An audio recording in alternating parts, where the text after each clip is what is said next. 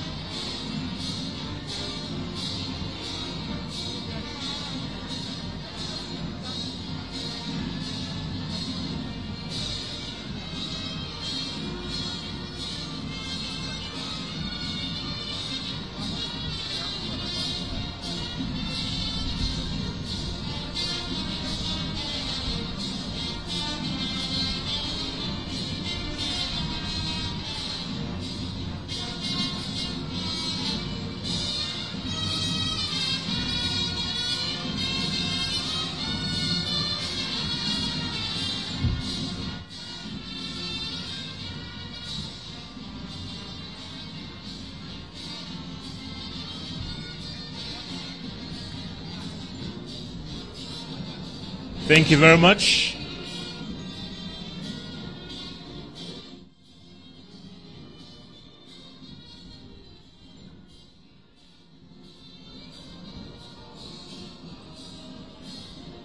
Thank you very much, Police Prisons Band.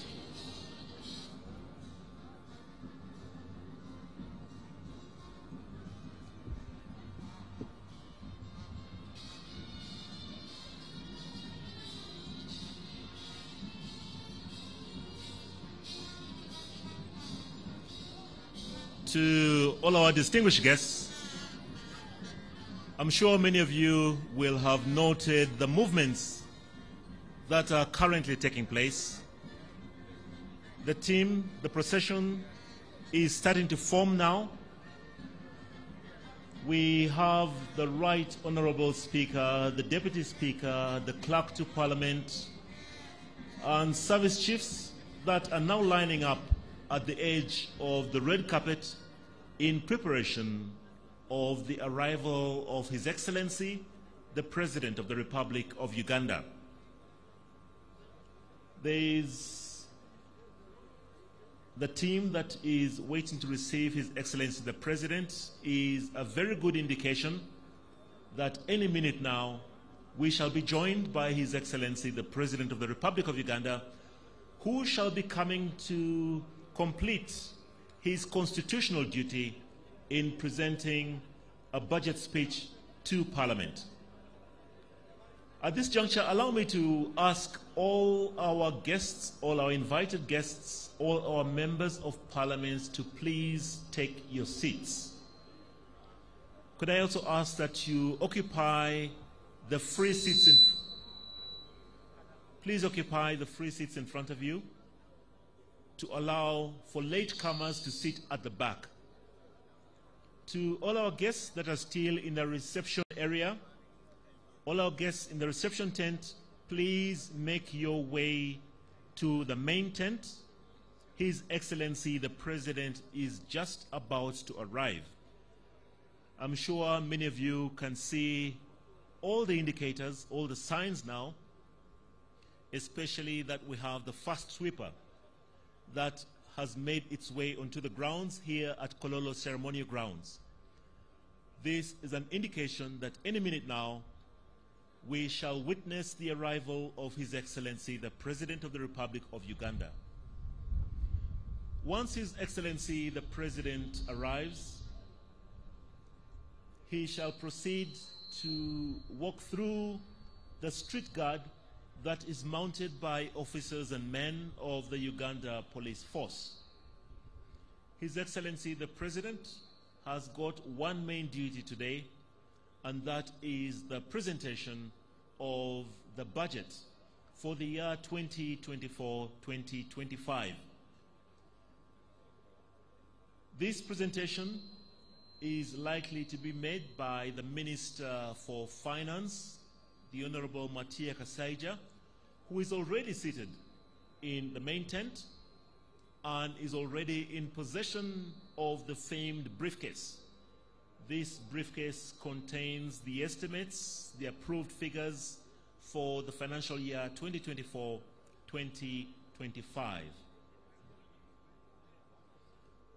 Once again, to all our guests that are seated in the reception areas, if you're seated in the reception or refreshment tents, please make your way over to the main tents so that we can have an orderly start to this parliamentary session. This parliamentary session, this is the second parliamentary sitting that we have of this, what we call the first meeting, which is like the first term of a parliamentary year. Last week, we officially opened Parliament for the fourth session, which is the fourth year of Parliament, and we convened here at Kololo to receive an address from His Excellency the President on the state of the nation. And amongst the things that he mentioned was about the key priorities that he hopes to achieve or implement during the financial year 2024-2025. So our gathering today is now to actually put figures that will now facilitate the priorities that His Excellency had mentioned in his address last week. So once His Excellency comes through, we expect that he shall go through the street guard, be received by the receiving party, and then the Speaker's procession shall form, and we shall allow for His Excellency to sign the visitor's book before we can continue with the procession.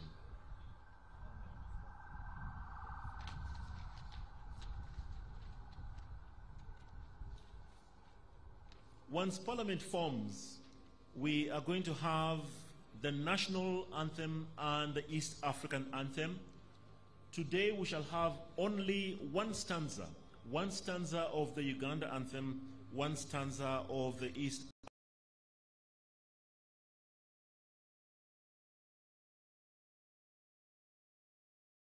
from the chair, and then the presentation of the budget speech by His Excellency the President. I'm sure you can all see now that there is every indication that His Excellency the President is joining us. His motorcade has just entered the grounds, the Kololo ceremonial grounds, that for purposes of today are the precincts of Parliament. So His Excellency is on the grounds of Parliament today. The team that is to receive him is on hand waiting, and shortly His Excellency shall be received by the police with a respect of a street guard.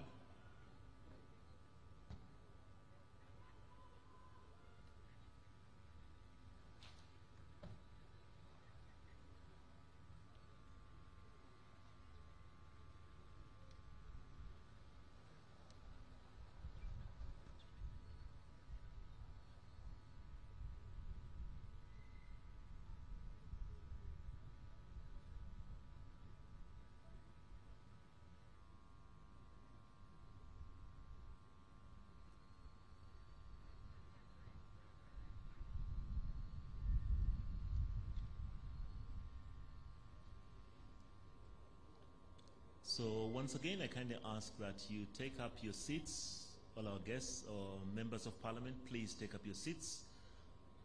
If you could kindly occupy the seats to the front so that we shall limit visible movement. His Excellency the President is just about to step out of his official limousine and walk through the street guard before he is received by the receiving party, comprising the Right Honourable Speaker, the Deputy Speaker of Parliament, the Clerk to Parliament, and senior officials, as well as the service chiefs.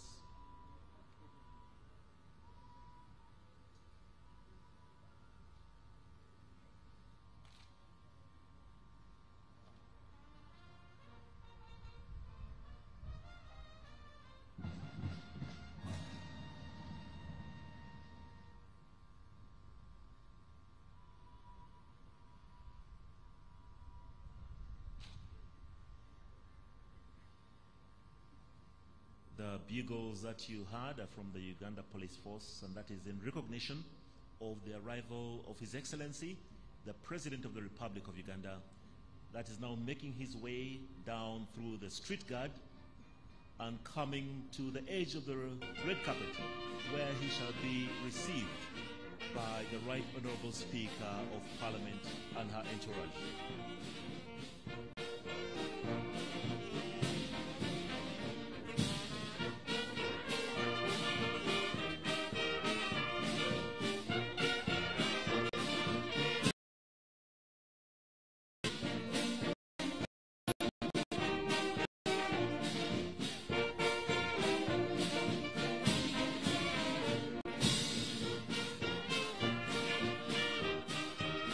His Excellency the President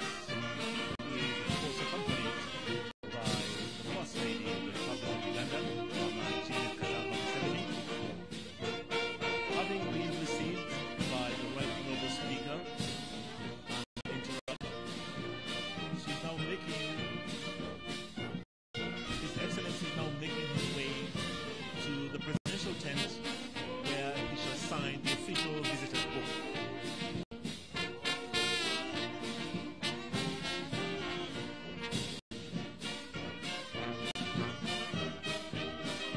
So His Excellency,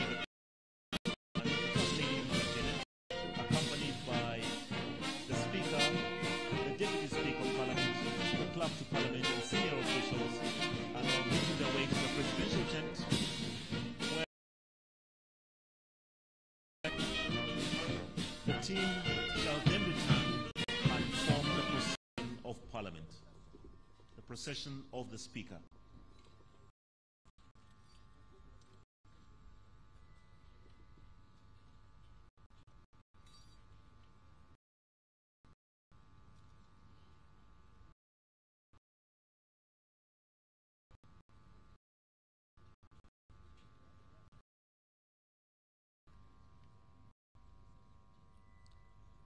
Just a reminder that today we are going to witness the second sitting of the first meeting of the fourth session of this 11th Parliament of the Republic of Uganda. Today, Thursday, the 13th of June, 2024, of the 2024-2025 budget speech to Parliament by His Excellency in a role that he will delegate to the Minister for Finance.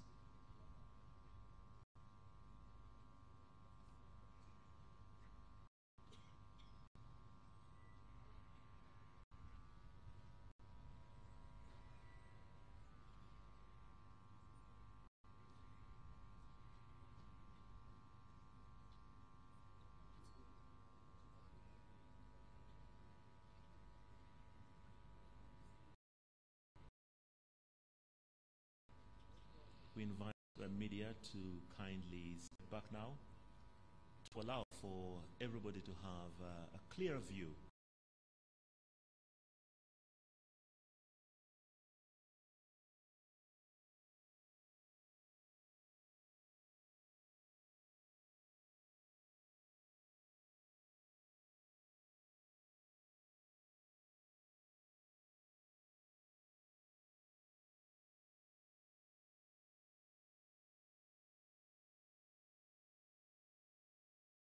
the three arms of government coming together once again of the presentation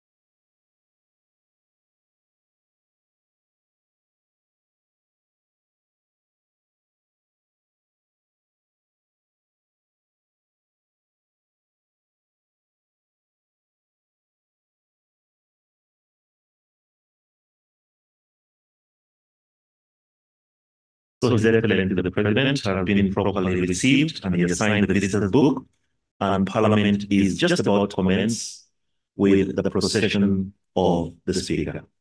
Thank you very much. Honorable members, His Excellency the President and Madam Speaker.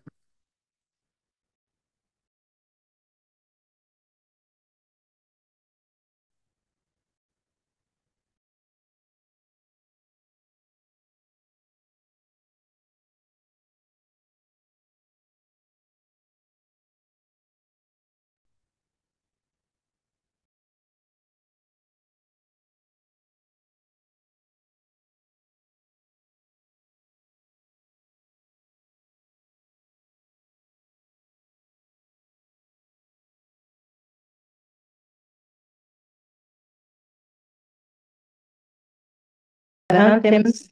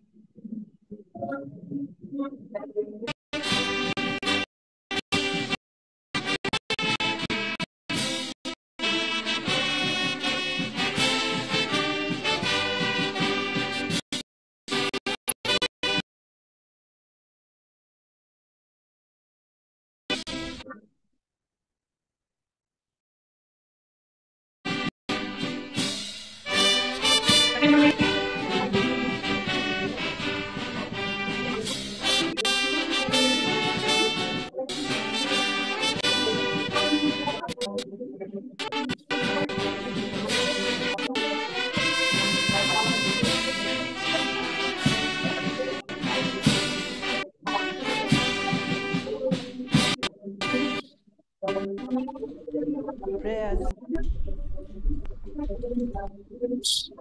Almighty God, who in your infinite wisdom of leaders and parliaments for the welfare of society, government of humanity, we beseech you to look upon your abundant favor. You have been pleased to call to the performance of such important trusts in this life.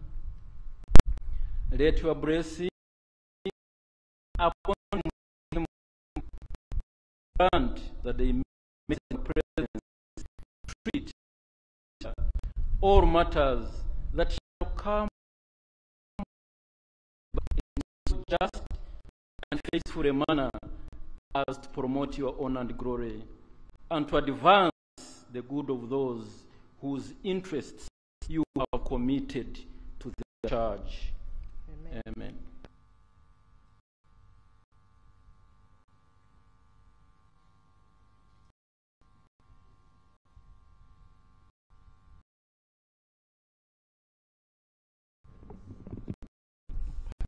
Proclamation by the Right Honourable Speaker of Parliament of Uganda.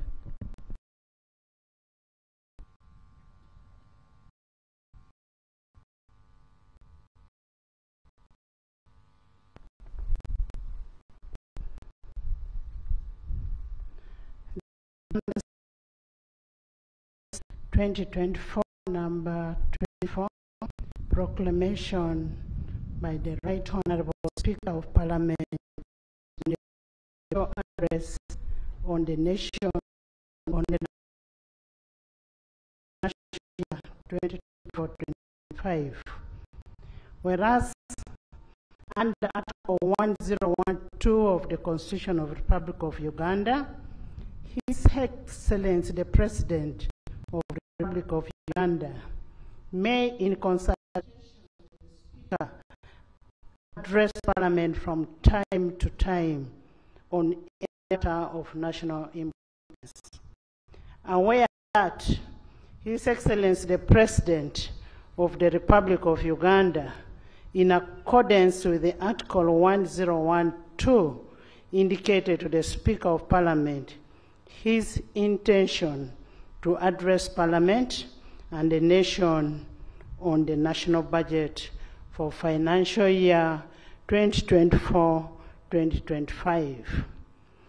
Now, therefore, in accordance with the Rule 17.1 of the Rules of Procedure of Parliament, I hereby proclaim, 1, that Parliament shall sit at Kololo Ceremonial Grounds on Thursday, 13th June 2024 at 14 hours to receive the address of His Excellency, the President, on the national budget for financial year 2024-2025, and the Kololo Ceremonial Grounds to be the precincts of Parliament for the above-mentioned purpose.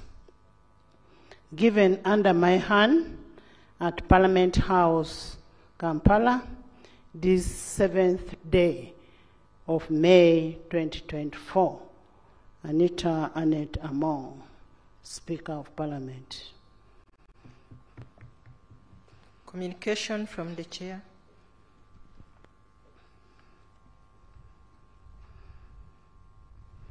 Your Excellency, the President of the Republic of Uganda,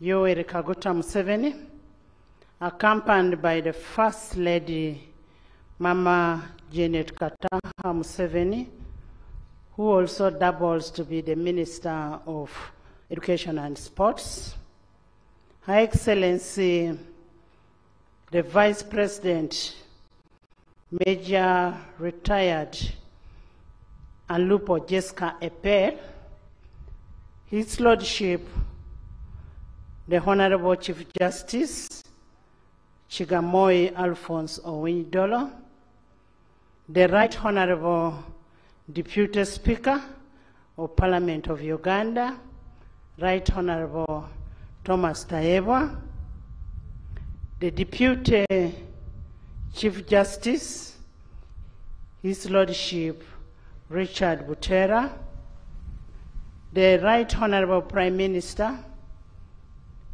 Robin Anabanja and her deputies, the Honorable Leader of Opposition in Parliament, Honorable Senyonyi Joel, the Cabinet Ministers and Ministers of State, the Vice Chairperson of NRM, Alhaji Chigongo, plus all the SEC members, Your Excellencies, the High Commissioners, Ambassadors, and members of the Diplomatic Corps, Honorable Members of Parliament of Uganda and East African Legislative Assembly, the Inspector General of Government, Ms. Betty Olive Kamia Nanzango, the guest speakers from our sister countries from Yala, the Head of Public Service and Secretary to Cabinet, the traditional, cultural, and religious leaders that are present, the former leaders,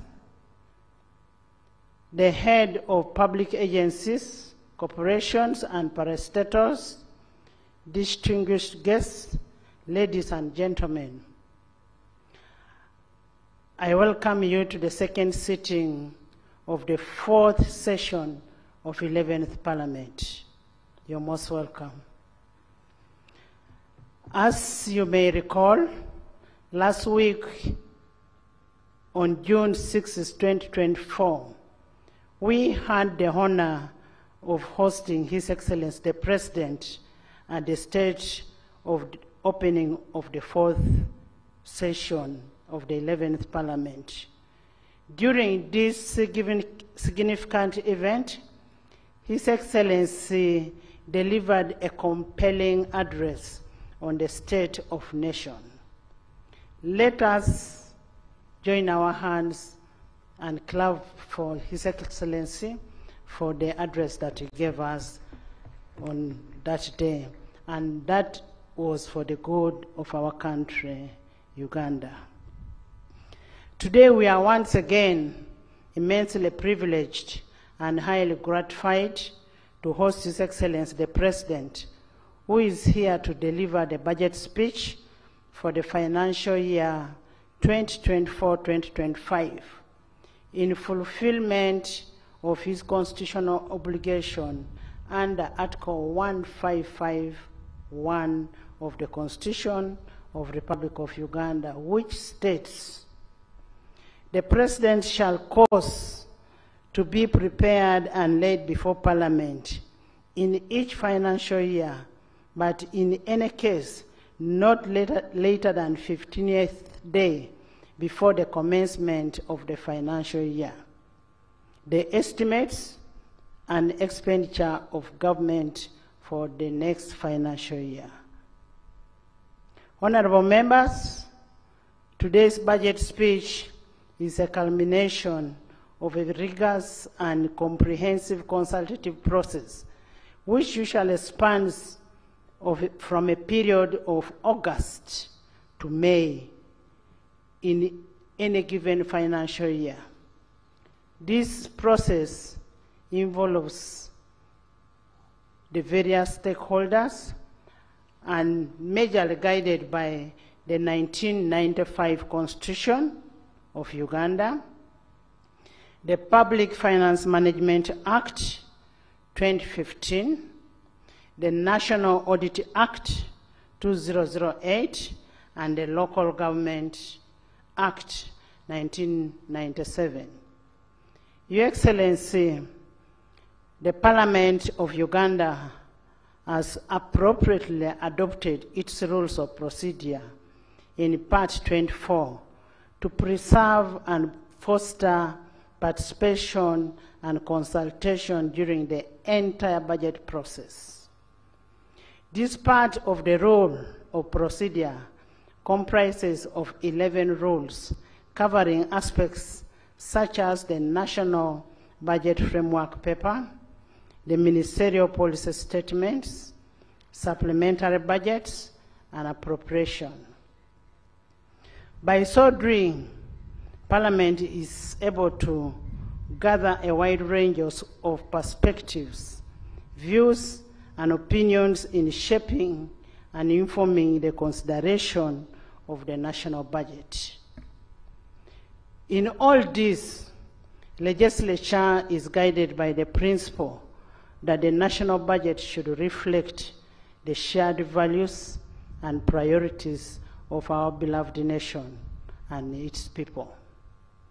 Your Excellency, allow me briefly underscore some key milestones achieved by legislature during the budget consideration process.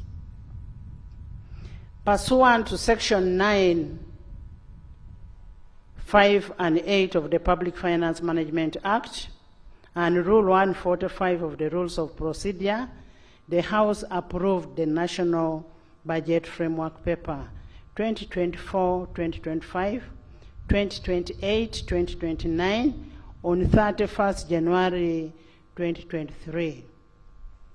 Pursuant to Section 12 of the Public Finance Management Act 2015 and Rule 149 of the Rules of Procedure, Parliament approved the Ministerial Policy Statements for the financial year 2024-2025 during the period of 4th to 12th April 2024. Pursuant to Section 8 of the Public Finance Management Act and Rule 150 of the Rules of Procedure, Parliament passed 5 tax and revenue bills on 16th to 16th May 2024 to enable the realization of revenues to finance the national budget for the financial year 2024-2025.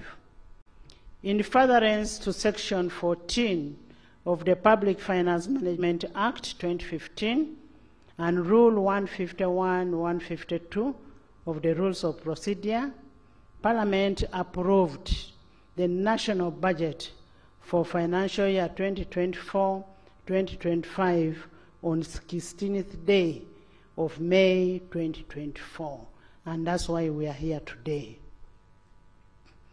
Your Excellency, we want to take this opportunity to commend the members for their dedication through the budget process in ensuring that we not only met the legal and constitutional timelines, but also adequately interrogated the budget together with the Minister of Finance, Planning and Economic Development, the Attorney General, and the entire front bench. We want to thank you so much. I specifically want to single out the Minister of State for Finance and Planning and Economic Development in charge of general duties, Honorable Musasisi Henry, for devoting time and effort to the relevant committees and the House throughout the budget process. Henry, thank you so much. I also want to commend the Permanent Secretary and Secretary to Treasury for his technical support to the Minister and the continuous legal guidance from the Attorney General. I want to thank you so, so much. Without preempting the President's speech on the budget, I would like to highlight very salient issues that arose during the budget consideration process. One, the need for continuous resource allocation to agricultural mechanization, agro-industrialization, and value addition as a bedrock to wealth creation and a sustainable development. Two, the need to increase funding to the development of the tourist sector to optimally hasten Uganda's tourist potential. Three, the need to align resource allocation with the prevailing government policy on rationalization, that is RAPEX, which should translate into enhanced efficiency and elimination of duplication and wasteful expenditure. Four, the need for resource efficiency measures to address the risk of the debt burden. Five, the need to increase the public investment in productive growth areas and deepen financial inclusion, and the aid the growth of taxable formal sector so as to widen our tax base and improve on the GDP ratio. Six, Your Excellency, considering your consistent advocacy for integration of East African community, Parliament is cognizant of the need for strengthening and cascading the East African integration so as to ease the movement of people, goods, and services. Your Excellency, we share your passion and commitment towards the realization of the total federation of the East African community.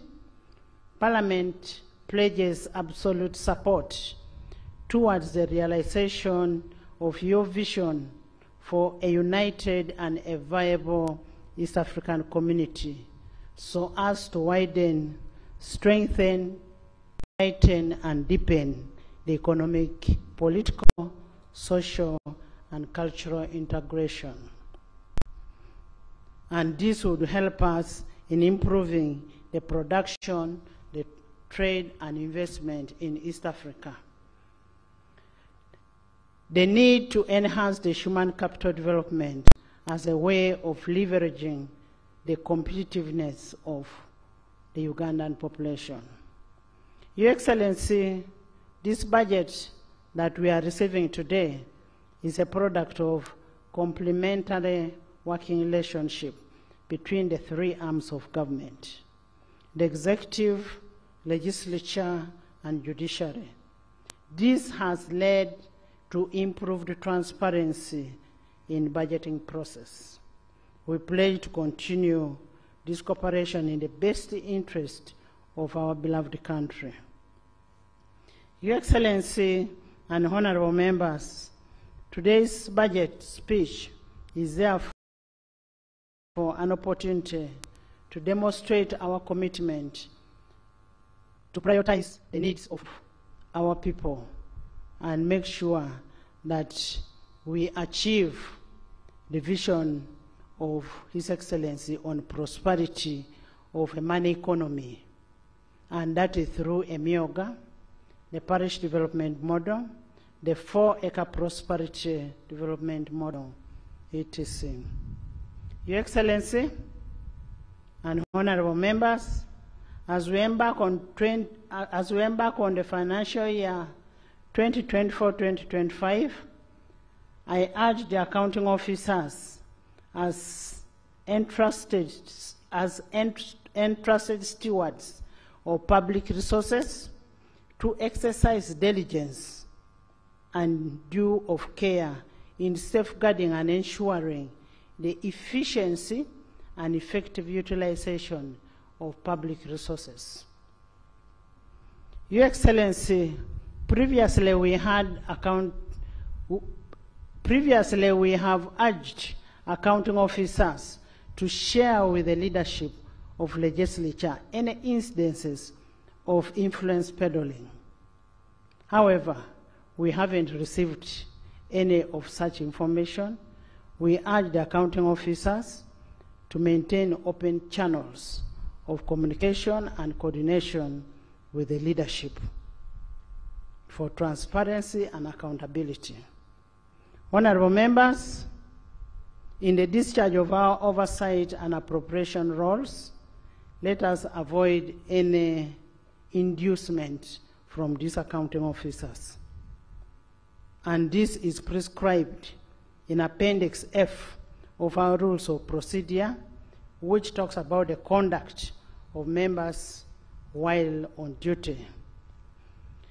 Your Excellency, in the financial year 2024-2025, Parliament will duly exercise its oversight role of public expenditure through relevant committees in fulfillment of our commitment to transparency and accountability.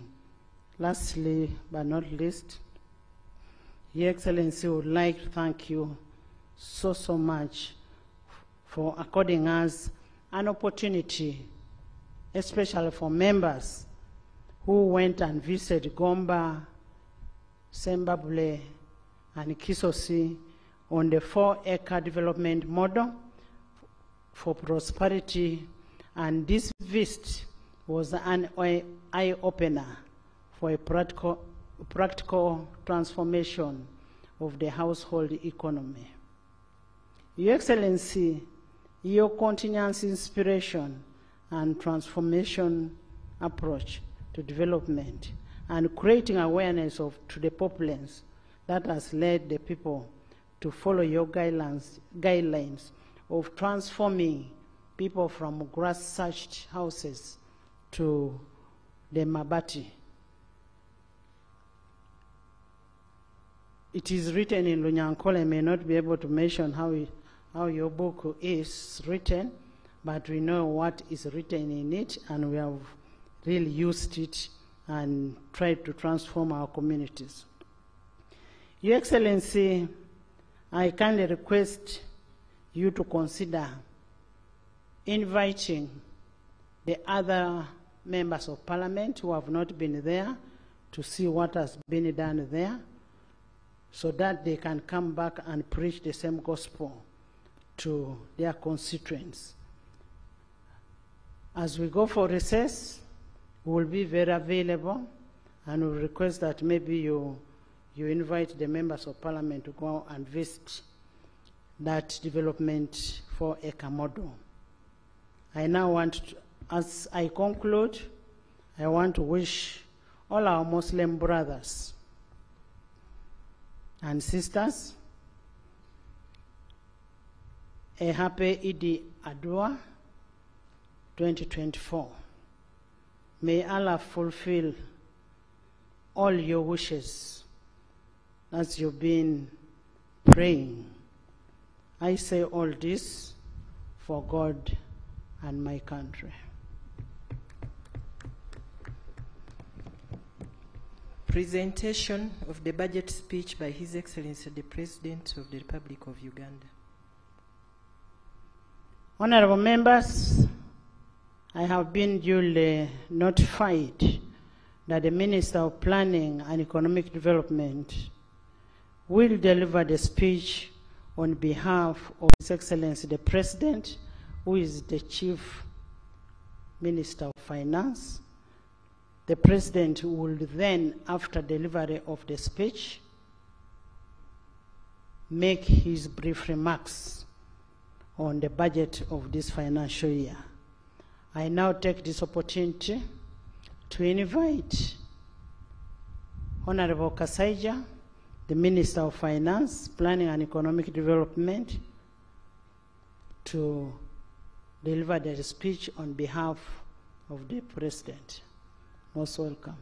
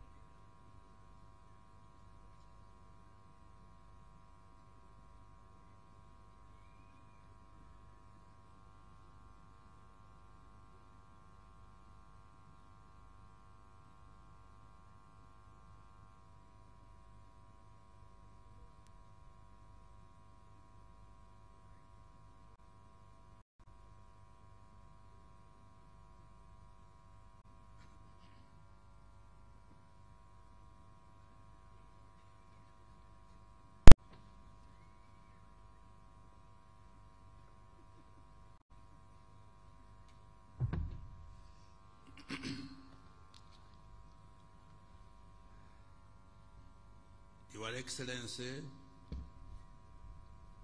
the President of the Republic of Uganda, Your Excellency Mama, the First Lady, the Honorable Vice President, the Right Honorable Speaker of Parliament, Your Lordship, the Chief Justice,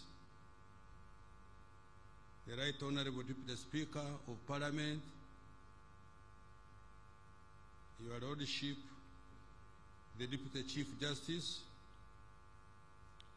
the Vice Chairperson of the NRM Party, the Honorable Prime Minister, the Honorable Leader of the Opposition, Honorable Ministers, Honorable Members of Parliament, Your Excellencies, the Ambassadors and Heads of Diplomatic Missions, distinguished guests, ladies and gentlemen.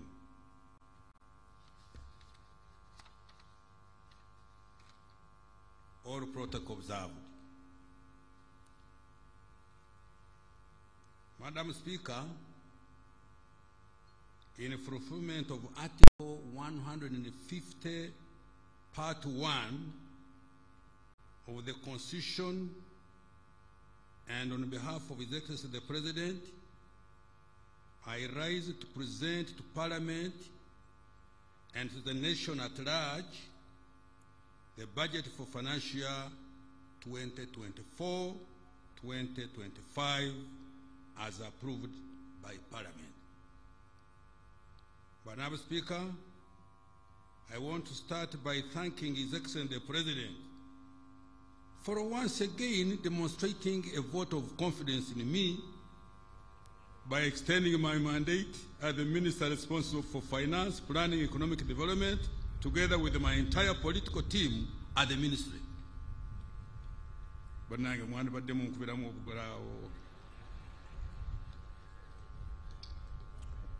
Madam Speaker, I congratulate HE the President for successfully hosting the 19th Summit of the Non-Aligned Movement and the 3rd South Summit of the G7 plus China, and assuming the chairmanship of both in January 2024.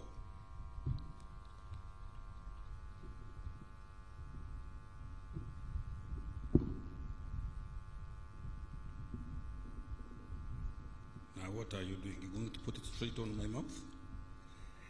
Come on, put it in a little bit there. Madam Speaker, according to the 2024 annual investment meeting held in Abu Dhabi, United Arab Emirates, Uganda is now the best investment destination in Africa. Let me repeat this. Madam Speaker, I congratulate His Excellency the President for successfully hosting, according to the 2022-24 annual investment meeting held in Abu Dhabi, United Arab Emirates, Uganda is now the best investment destination in Africa. Madam Speaker, His Excellency the President declared the 2021-2026 political term Ekisanja for socio-economic transformation. He guided that government and the entire country should focus on creating jobs, wealth, and increasing household incomes. The budget for financial 2024-25 is the fifth and therefore the last to implement the third National Development Plan. It will also set the foundation for implementing the government's strategy for expanding in the size of our GDP from about $50 billion in financial 22-23 to $500 billion by the year 2040.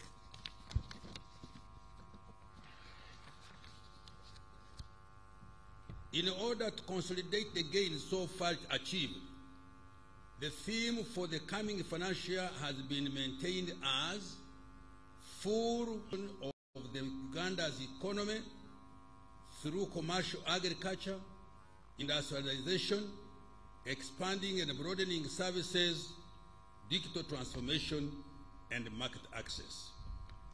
Madam Speaker, in this speech, I will, 1, account to Parliament and the people of Uganda for the commitments that the government made for the financial year 2023-23.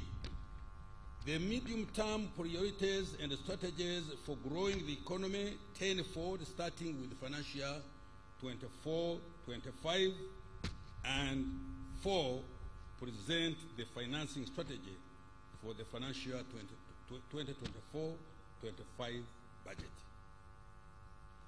Recent economic performance.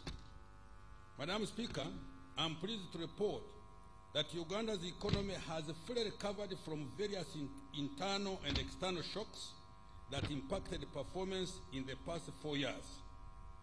GDP is projected to grow by 6% this financial year 23-24, compared to 5.3% in financial year 22-23. This year's growth of 6% is even more impressive when compared to Sub-Saharan Africa's average of 3.8% and the global average of 2.9% projected for the year 2024. As a result of this robust growth, the size of the economy is now estimated at shillings 202 trillion, equivalent to $53.3 billion, up from shillings 184.3 trillion or $48.8 billion in nominal terms. If Ugandans agreed to share this GDP equally, each citizen would enjoy a GDP per capita of $1,146 compared to $1,081 registered last financial year 22-23.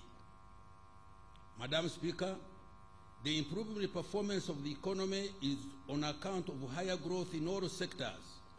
Services, agriculture, industry are estimated to grow at 6.6%, 5.1%, and 5.8% respectively in financial year 23-24.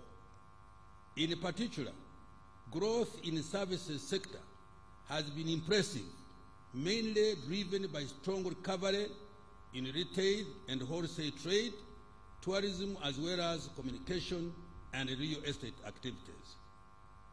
Growth in the industry was mainly driven by manufacturing, construction, and mining, while increased production of food and cash crops, as well as livestock, supported growth in the agricultural sector. Agriculture's performance estimated to have expanded at 5.1% this year compared to 4.5% registered in financial 22-23, is attributed to the streamlined implementation of the parish development model and fairly good weather conditions.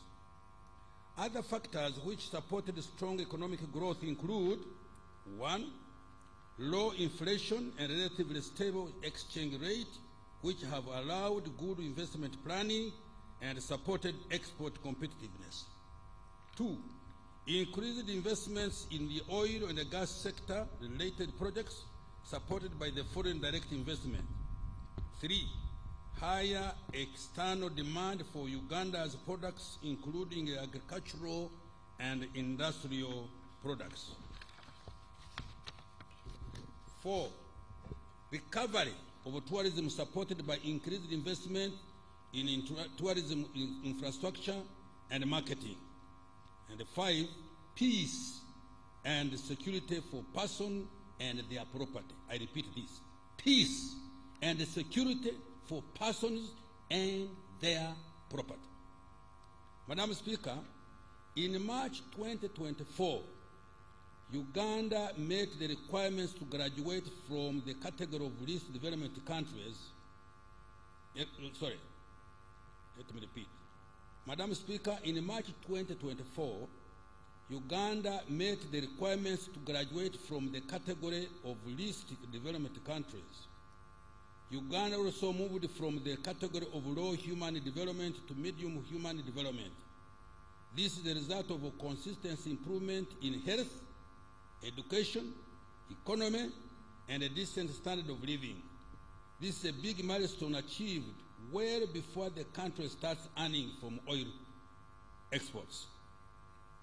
When oil and gas start to flow in the year 25-26, with the deliberate value addition to our raw materials and productive utilization of PDM and other wealth creation initiatives, attaining of prosperity for all and socio-economic will be faster.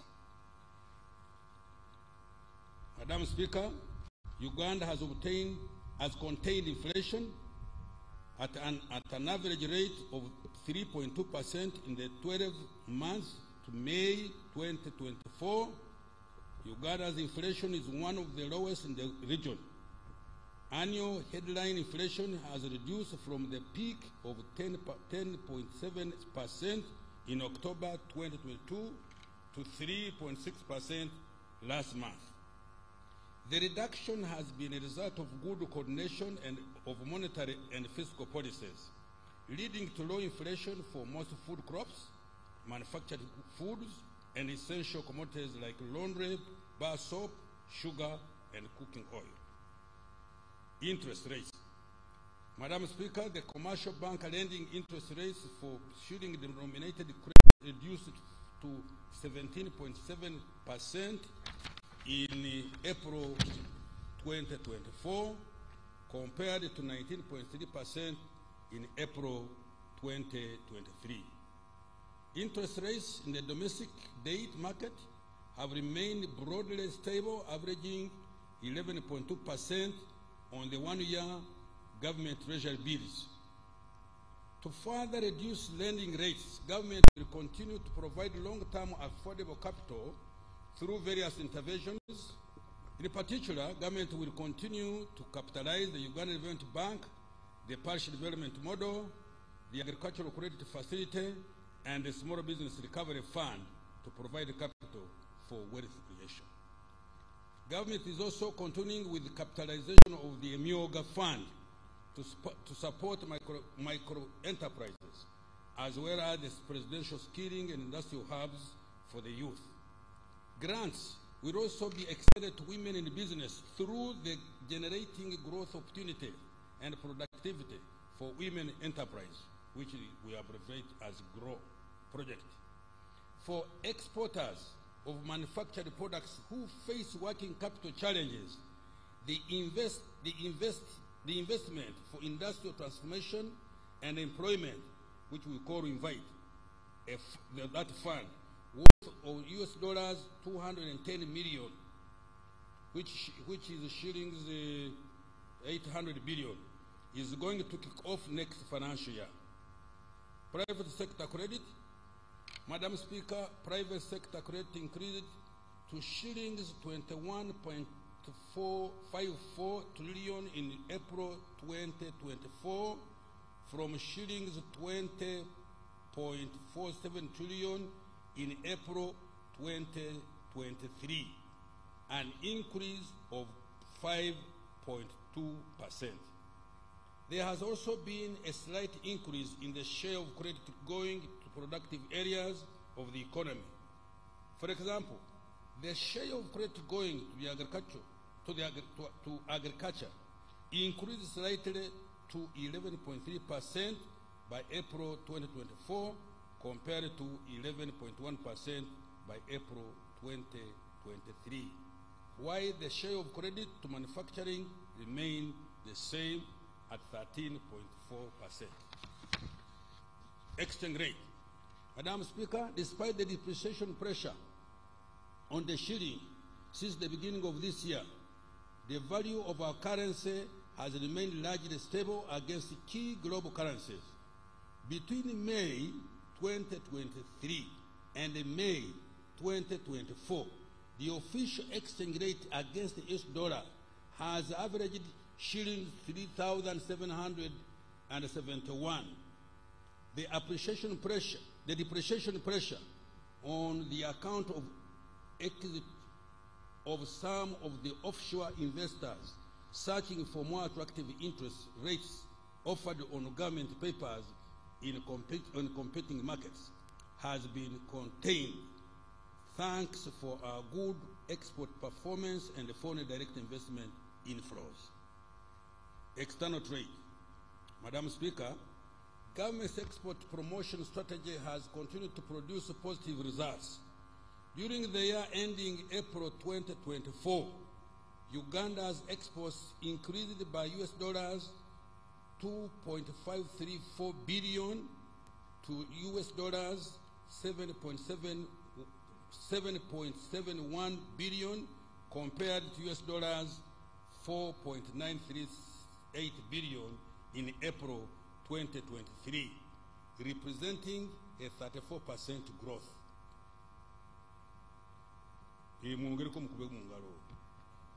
This increase was largely driven by increased exports of gold, 75.7%, coffee, 21.9%, oil re-exports, 21.8%, simsim, 20.2%, tobacco, 10.3%, cotton, 6.9%, and light manufactured products, 4.9%. The major destination of our exports are the East African Community countries, which account for 29%. Then we go to COMESA, 29%. Then we go to Middle East, 24%, and to Asia, for 20%. Madam Speaker, efforts to increase the value addition to exports have continued to yield positive results.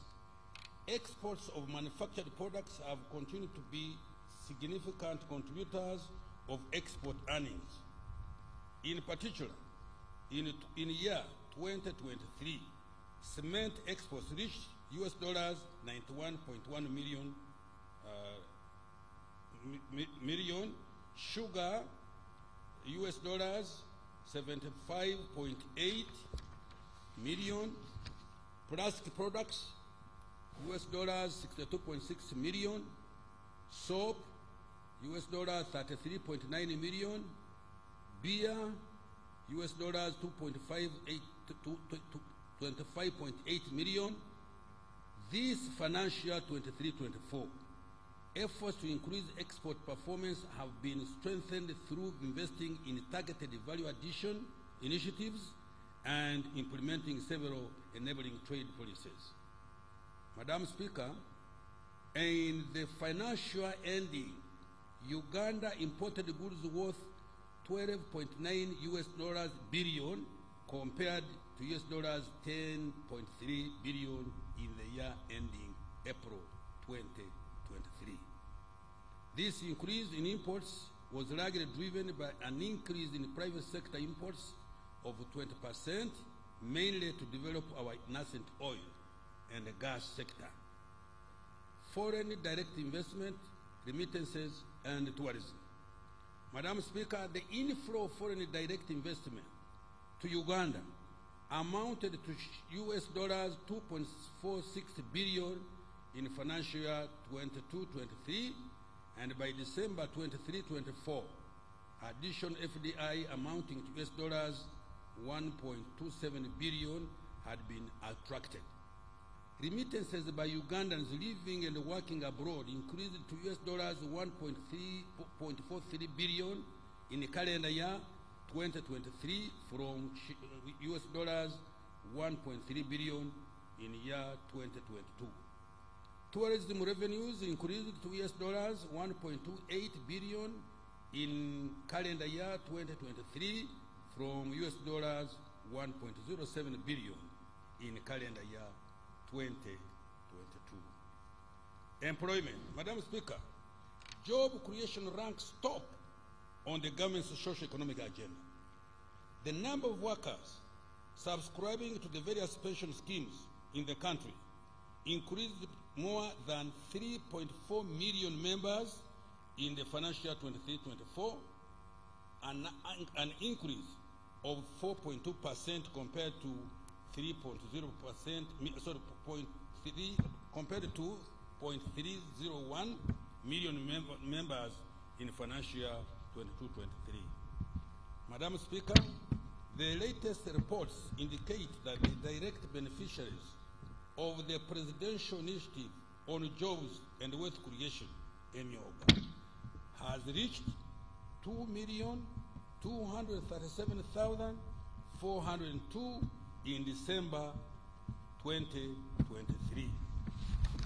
In the past 1 year alone, MUSEVENI funds have created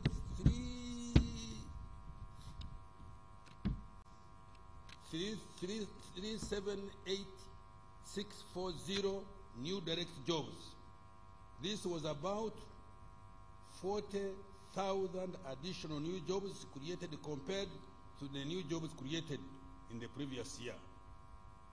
On the other front, so far, 1.165 million households have received PDM funds worth $1.126 trillion as of May 2024, and estimated to create about 2.5 million jobs.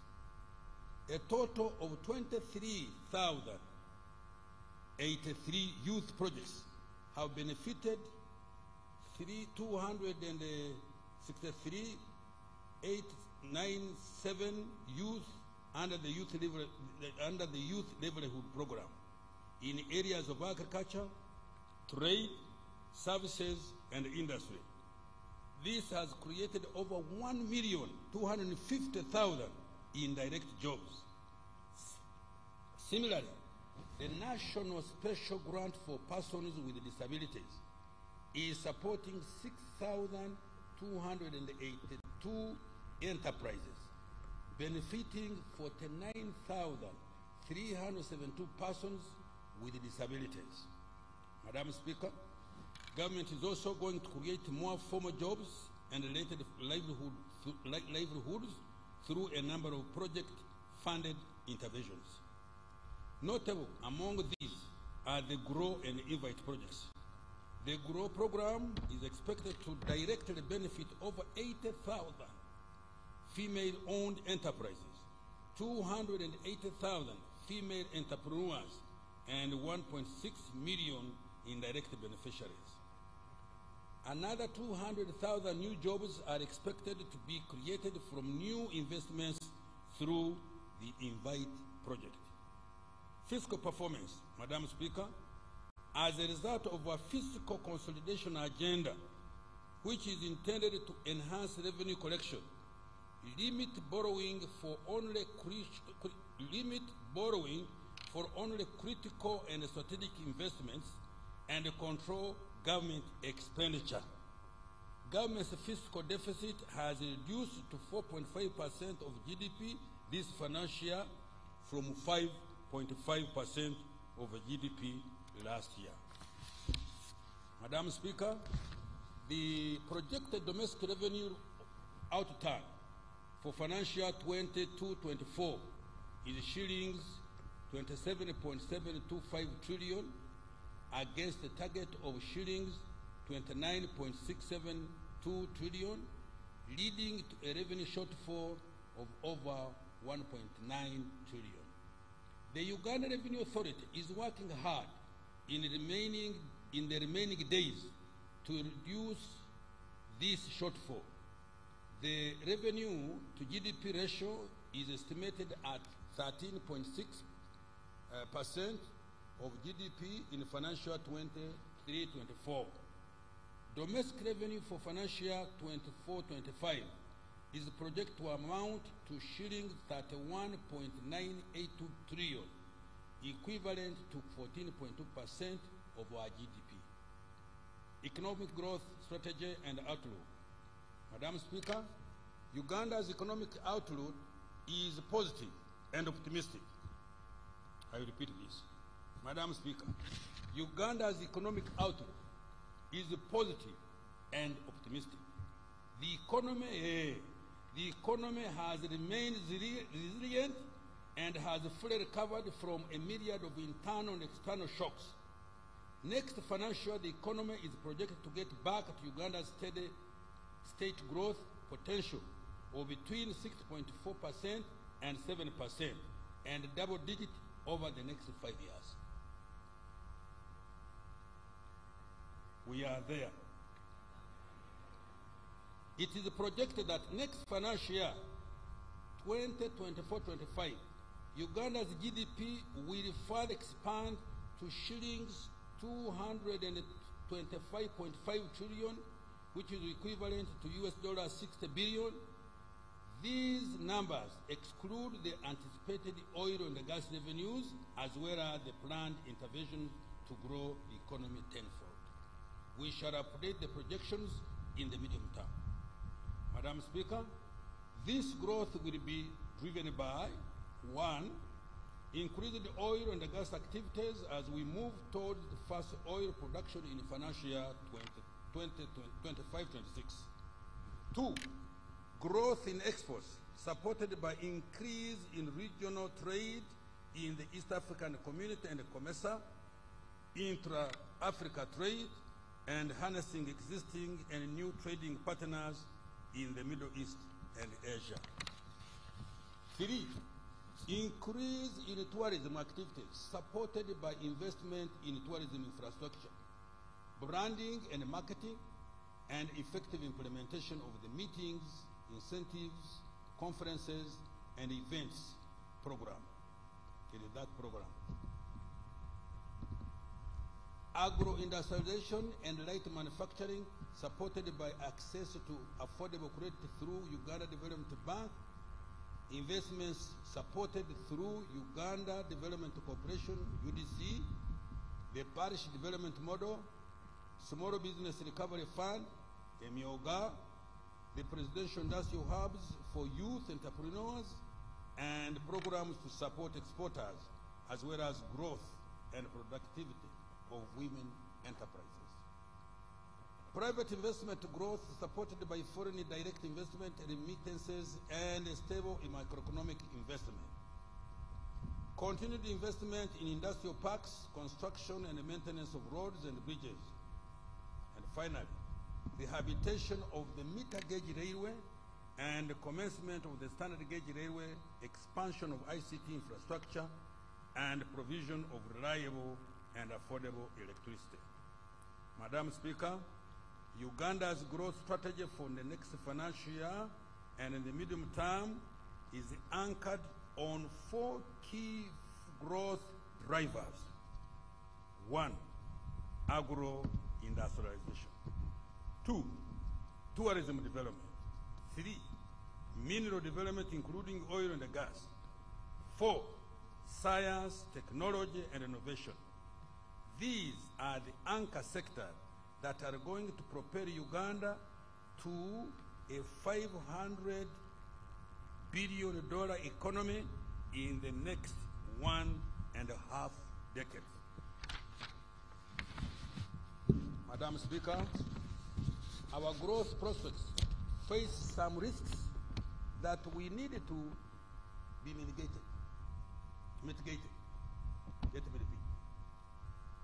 Our growth prospects face some risks that we need to be mitigated. These include 1, climate change affecting agricultural production and infrastructure.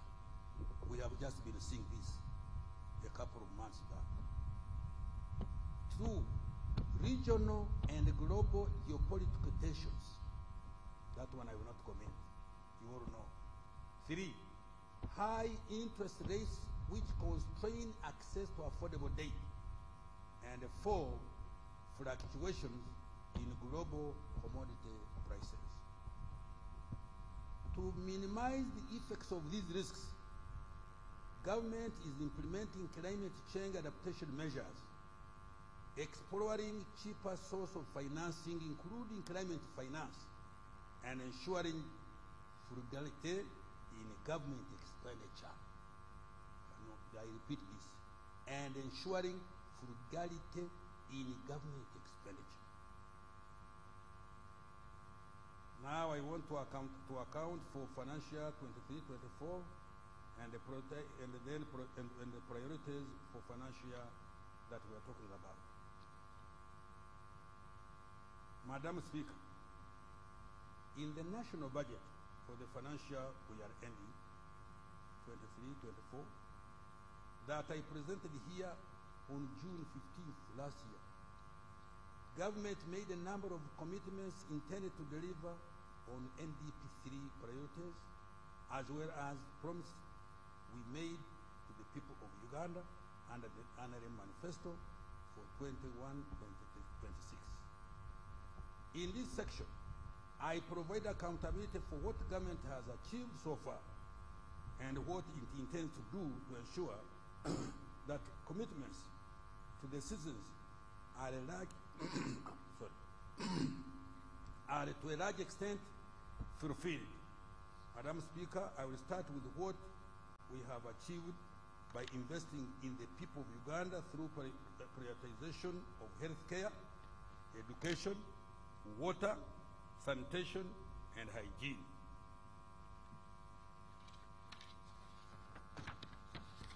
Madam Speaker, during financial 23-24, the following milestones have been achieved in the health sector.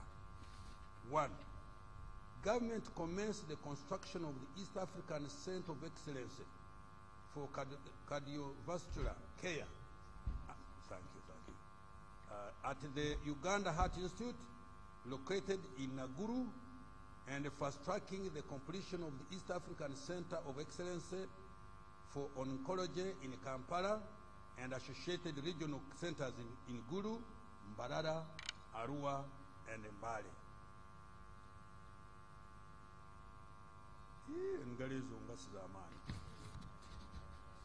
They don't encourage me.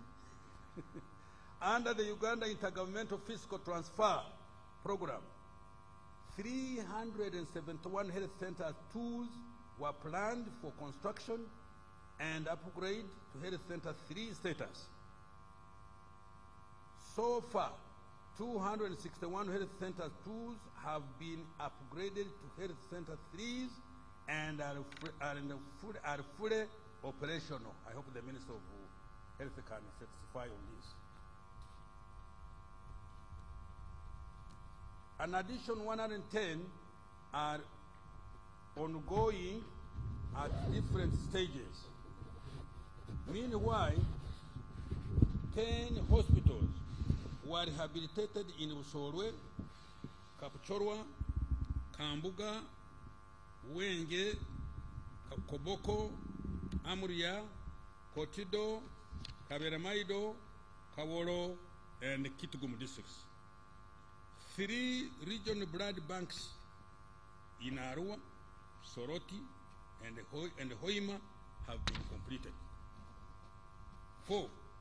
Government distributed a total of 25 million long-lasting insecticide-treated mosquito-based nets countrywide for the prevention of malaria. 5. Government also provided 116 new ambulances to 100 constituencies, another 10 ambulances for the regional referral hospitals, and 6 for the command center at Naguru, among others. Madam Speaker, to further enhance the health of Ugandans, a total of shillings 2.946 trillion has been provided next financial year, 24-25. The following interventions will be prioritized: promotion and implementation of interventions for the disease prevention and health education initiative against communicable and non-communicable and neglected tropical diseases and injuries. 2. Provision of essential medicines, where an additional shillings 100 billion has been provided. 3. Improvement of the welfare of the health workers, including medical interns and doctors designated as senior house officers. I have provided more wage allocations to facilitate the recruitment of staff for the upgraded health center 3s. 4.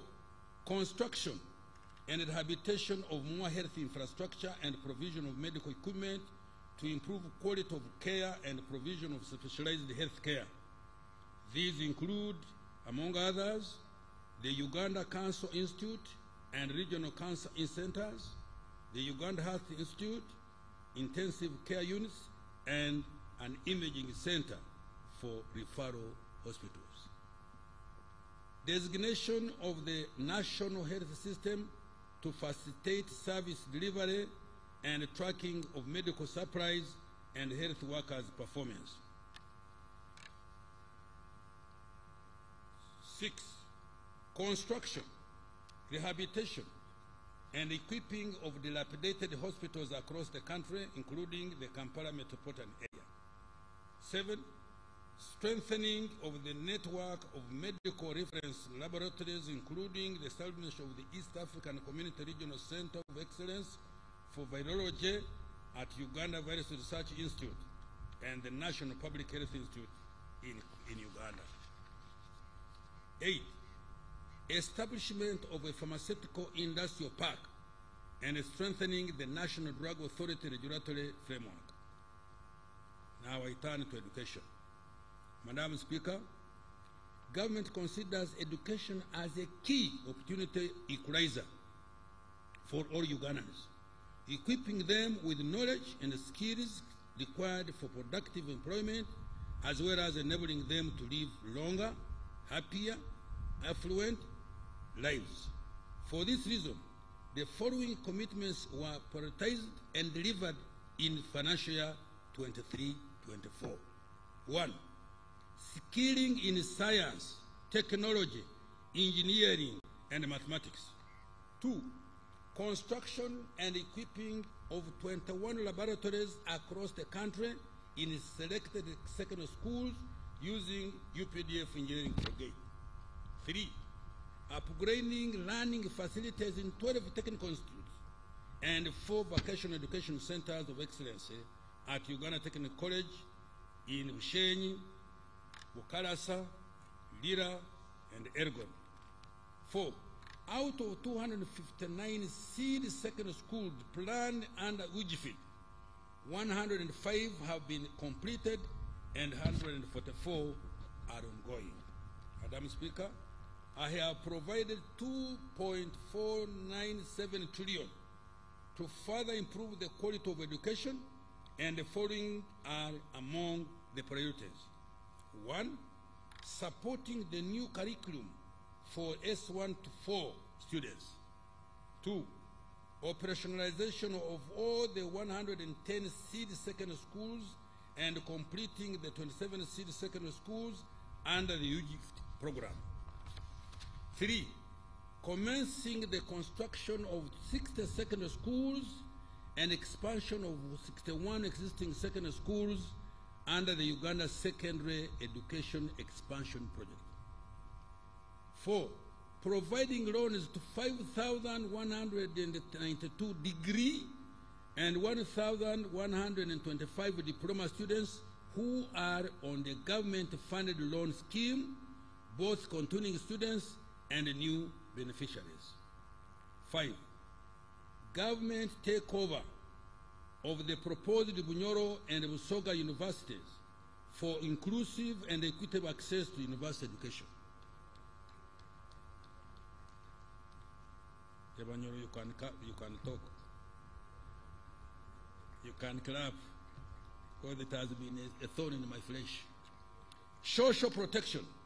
Madam Speaker, in the year we are concluding, government has provided social protection as follows. 1, continued with provision of the senior citizen grant to 439,069 older persons across the country, amounting to a cumulative total of money, shillings 565.7 billion.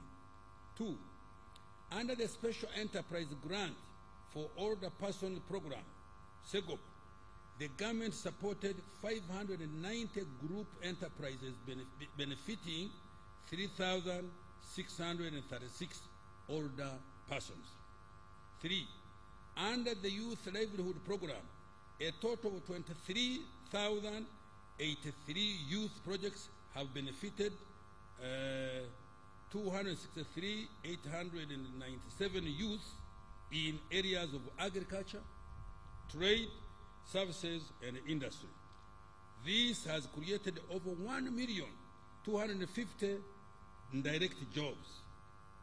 And 4, through the National Special Grant for Persons with Disabilities, government is supporting 6,202 enterprises benefiting 49,372 persons with disabilities.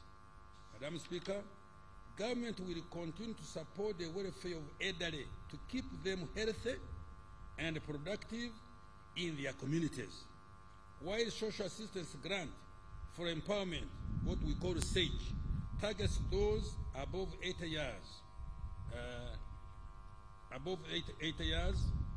SEGOP,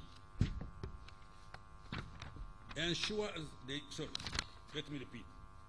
While social assistance grant for empowerment, what we call SAGE, targets those above 80 years,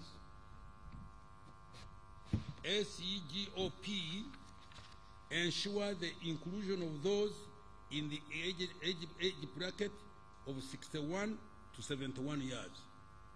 That is for us now. Government will also continue to support the youth and women beneficiary groups using recovery funds from the Youth Livelihood Program and the Uganda Women's Enterprise Program. For greater efficiency, management of the two programs has been unified.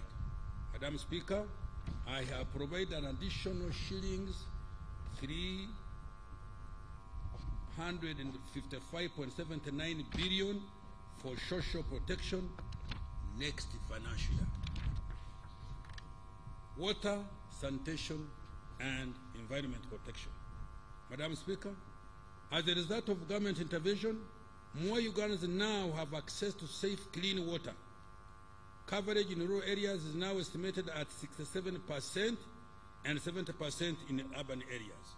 Out of the 71,225 villages, 6,617 villages have been served with at least one safe water source. In financial 24-25, clean water coverage will increase to 70% and 85% in rural and urban areas respectively. In the rural areas, the target is to reduce the distance to the nearest source of clean and safe water for human and animal consumption to less than 1 kilometer, while in urban areas to less than 500 meters. The following are among the priorities we have budgeted for for the next financial year. 1. Construction of 52 large solar-powered water supply systems in 19 districts that are currently at less than 50% water coverage. These are, let me mention them: Agago, Yumbe, Amudat, Kabong, Bulambuli, Buvuma, Buyende, Namuyingo, Rakai, Nakaseke, Sembabuli, Kibali, Hasesi, Kiegegwa, Mubende, Yantonde, Kakumiru, Sanda, and Kisoro. Construction of another 15 solar-powered water supply systems in the rural growth centers of Buentulege, Bugwara, Kabamba, Chikora, Tuitanzige, Lugara. I don't know whether Muitanzige, but I've written Tuitanzige. I think it should be Muitanzige. Lugara, Kitenga, Bukizibu, Bumwena, Igwaya, Kidera, Bugomorwa, Kitonge Nakasero, Kikonge, Kasese, Lubali. This will cover a population of over 272,000 persons. Completion of the construction of 31 town water supply systems and sanitation facilities in Bulangira, Kanapa, Aligoi, Upengate, Kawo, Karogo, Nyakashaka, Buikwe, Bundibujo, Kapchorwa, Kamuli, Namasale, Kaliro, Namungarwe, Butaleja Busorwe, Budaka Kadama Tirinyi, Kibuku, Kiankwanzi, Butemba, Ngoma, Dunya, Palabekekar, Damo, Kobong, Damo, Rhino Camp, Ara Dufle, Amuru, Kole, Arangi, Zeu, Kachingo, Irir, and Lorengachora. Construction of 17 rural water supply systems in the refugee hosting districts of Ajumani, Lamo, Madi, Okoro, Moyo, Terego, and Yumbe. Progress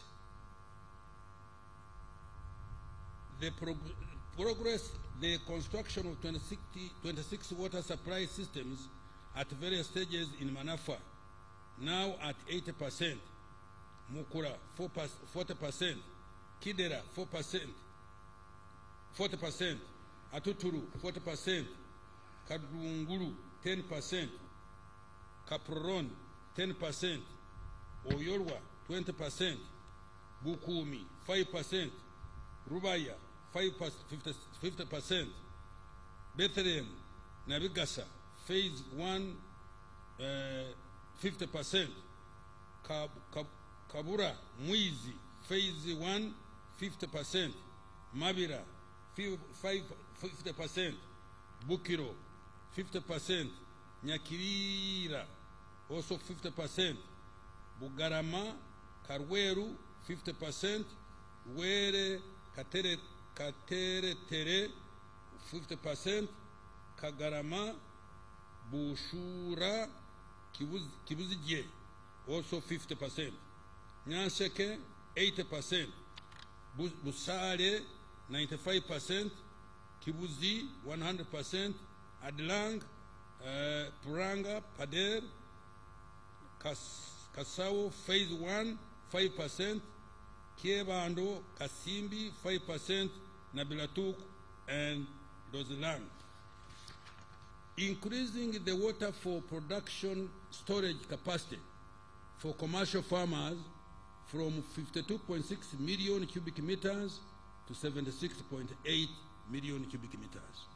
Madam Speaker, to support the restoration of our environment and reverse the effects of climate change, government shall undertake the restoration of 42,450 hectares of degraded wetlands along the Awoja, Kanyeki, Ruhorobero, Mchwera, Chambura, Kiruruma, Naigombwa, Kibimba, Tochi, Aswa, Sezibwa, Mayanja, Muzizi, Mpanga, and Lumbuye water systems. In addition, government shall demarcate a 720-kilometer boundary with the concrete pillars along the following wetlands: Kibimba, Tochi, Sezibwa, Mayanja, Muzizi, Awoja, Mporogoma, Ishasha, Kandeke, Ruhorobero, Mchwera, Chambura, Kiruruma, and Naigombwa. A total of 15 million seedlings of assorted tree species shall be procured and distributed to individual farmers in several districts, as well as to refugee hosting communities in the Albertine region and in West Nile, as well as individual farmers. Madam Speaker, I have provided shillings 516.78 billion next financial year for climate change mitigation, natural resources, environment, and water resource management. Increasing effectiveness of wealth creation initiative, the parish development model. Madam Speaker, the PDM has now been fully rolled out. A total of shillings 2.4 trillion has so far been provided. The money is being transferred directly to beneficiaries in 10,585 parishes across the country. The introduction of the Wendy application by the government-owned Post Bank and its partners has saved beneficiaries the inconvenience of traveling long distances to open up bank accounts or withdraw their money. It has also enhanced transparency by providing full visibility and traceability for all funds up to the last mile beneficiary. The extensive mobile telephone coverage, both smartphone and KBDT, has helped to lower transaction costs for the PDM beneficiaries. Going forward, government will deepen the use of Wendy and other digital technologies and innovations to enhance financial inclusion and drive efficiency, accessibility, and effectiveness of the program. These technologies will gradually be extended to other wealth creation initiatives. The total of 1.165 million households that have so far received PDM funds have invested in intensive agriculture projects that include poultry, dairy, coffee, piggery, fish, fruits, and food crops. In the next few days, I will release the remaining 529 billion for this financial year directly into the accounts of PDM circles, into the PDM circles. Each PDM circle will continue to receive 100 million shillings. Madam Speaker, 1.599 trillion has been provided next financial year for the additional 100 million per parish to benefit more households. Government will also ensure effective implementation of Pillar 1, which includes input certification, provision of extension services, storage, value addition, and market linkages. Now in Myoga, Madam Speaker, to date, government has provided a total of 480 billion through MUGA. Out of this, a total of shillings 268 billion has been disbursed to 6,810 MUGA circles. The beneficiaries have been able to save 85 billion to further grow their circle funds. As a result, 607,636 individuals across the country have benefited from MUGA funds, and shillings 80.28 billion has been recovered from the first round beneficiaries and is being advanced to others. We should clap for my colleague Kasoro. May I repeat this? Let me repeat it. I can see you didn't get it well. MUGA, Madam Speaker, to date, government has provided a total of shillings 480 billion through MUGA. Out of this, a total of shillings 268 billion has been disbursed to 600,810 MUGA circles. The beneficiaries have been able to save 85 billion to further grow their circle funds. As a result, 636 individuals across the country have benefited from the MUGA funds, and shillings 80.28 billion has been recovered from the first round beneficiaries and is being advanced to others. Madam Speaker, in the next financial year 24-25, I have provided an additional 100 billion under MUGA to support more Ugandans to create wealth and boost their incomes. Agricultural Credit Facility. Madam Speaker, since 2009, government has partnered with banks to support commercialization of agriculture through a credit guarantee scheme that provides up to 50% of the money loaned to a farmer. Cumulatively, government has invested 303 billion Uganda shillings, causing a cumulative loan disbursement of 860 billion. This money has enabled a total of 3,868 agricultural projects to access patient capital for commercial on-farm investment, post-harvest management, agro-processing, and trade in agricultural produce.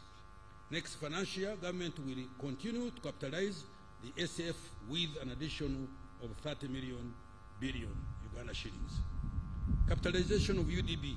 Madam Speaker, Uganda Development Bank has grown into a formidable shillings 1.3 trillion bank in assets, providing patient and relatively affordable capital to those adding value to agricultural materials, manufacturers, as well as investors in tourism and hospitality, infrastructure, and education.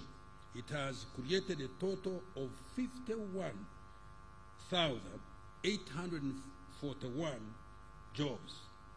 During financial 24-25, the bank will continue to provide capital to businesses involved in value addition, including promotion of innovation in the areas of science and technology.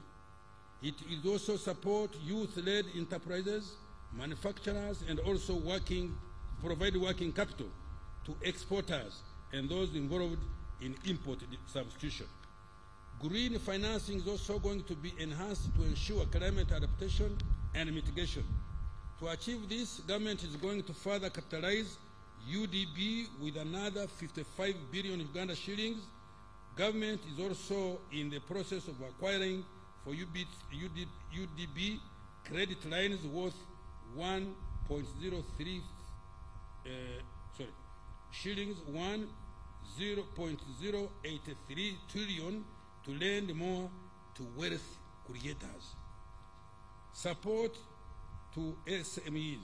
Madam Speaker, 2 years ago, government set up Small Business Recovery Fund to provide soft loans to SMEs that had suffered financial distress during COVID-19. Government provided 100 billion shillings to be equally matched by banks to extend credit to the target beneficiaries at 10% interest rate. At a disbursement of 18.4 billion so far, supporting 1,454 businesses. Uptake of this fund has been low. Next financial government and the Bank of Uganda are going to relax the requirements to ensure increased uptake of the SBF, to uptake the SBRF to support small and medium enterprise growth. Invite and Growth Program. Madam Speaker, government is also implementing 2 programs, namely the Generating Growth Opportunity and Productivity for Women Enterprise, GROW, worth $217 million or shillings 824 billion. And the Investment for Industrial Transformation and Employment Invite, worth $210 million, which is equivalent to 800 shillings billion. These funds are intended to support women-owned enterprises and the value addition for export. Madam Speaker, government is also working hard to reduce the time, cost, complexity of business registration and licensing. A business facilitation center has been set up to centralize all business investor-related services to speed up registration and operationalization of businesses. Services that used to require weeks or months are now accomplished in just a couple of hours. This is going to enhance Uganda's competitiveness even further. Agro-industrialization. Madam Speaker, government is committed to commercializing agriculture to enhance production and productivity and improve competitiveness of agricultural products in both regional and international markets. The following are some of the key milestones achieved during this financial year in the area of agro-industrialization. 1, establishment of an infra-safe facility at Namulongo to help in the management of aflatoxins in cereals and nuts. 2, construction of the local anti-tick vaccine manufacturing facility also at Namulonge to produce vaccines against tick-borne diseases. This will save the country $1.1 billion, which is lost annually due to tick-borne diseases, and tap into the shillings 3 trillion regional market for meat and milk. Increase the coverage of large-scale farmer mechanization to 40% from 32% in financial 22-23. A total of 1,240 tractors with all their accessories and additional 750 units of single-axle trucks were procured and distributed countrywide. Government also provided a number of policy tax-related support to private sectors so that we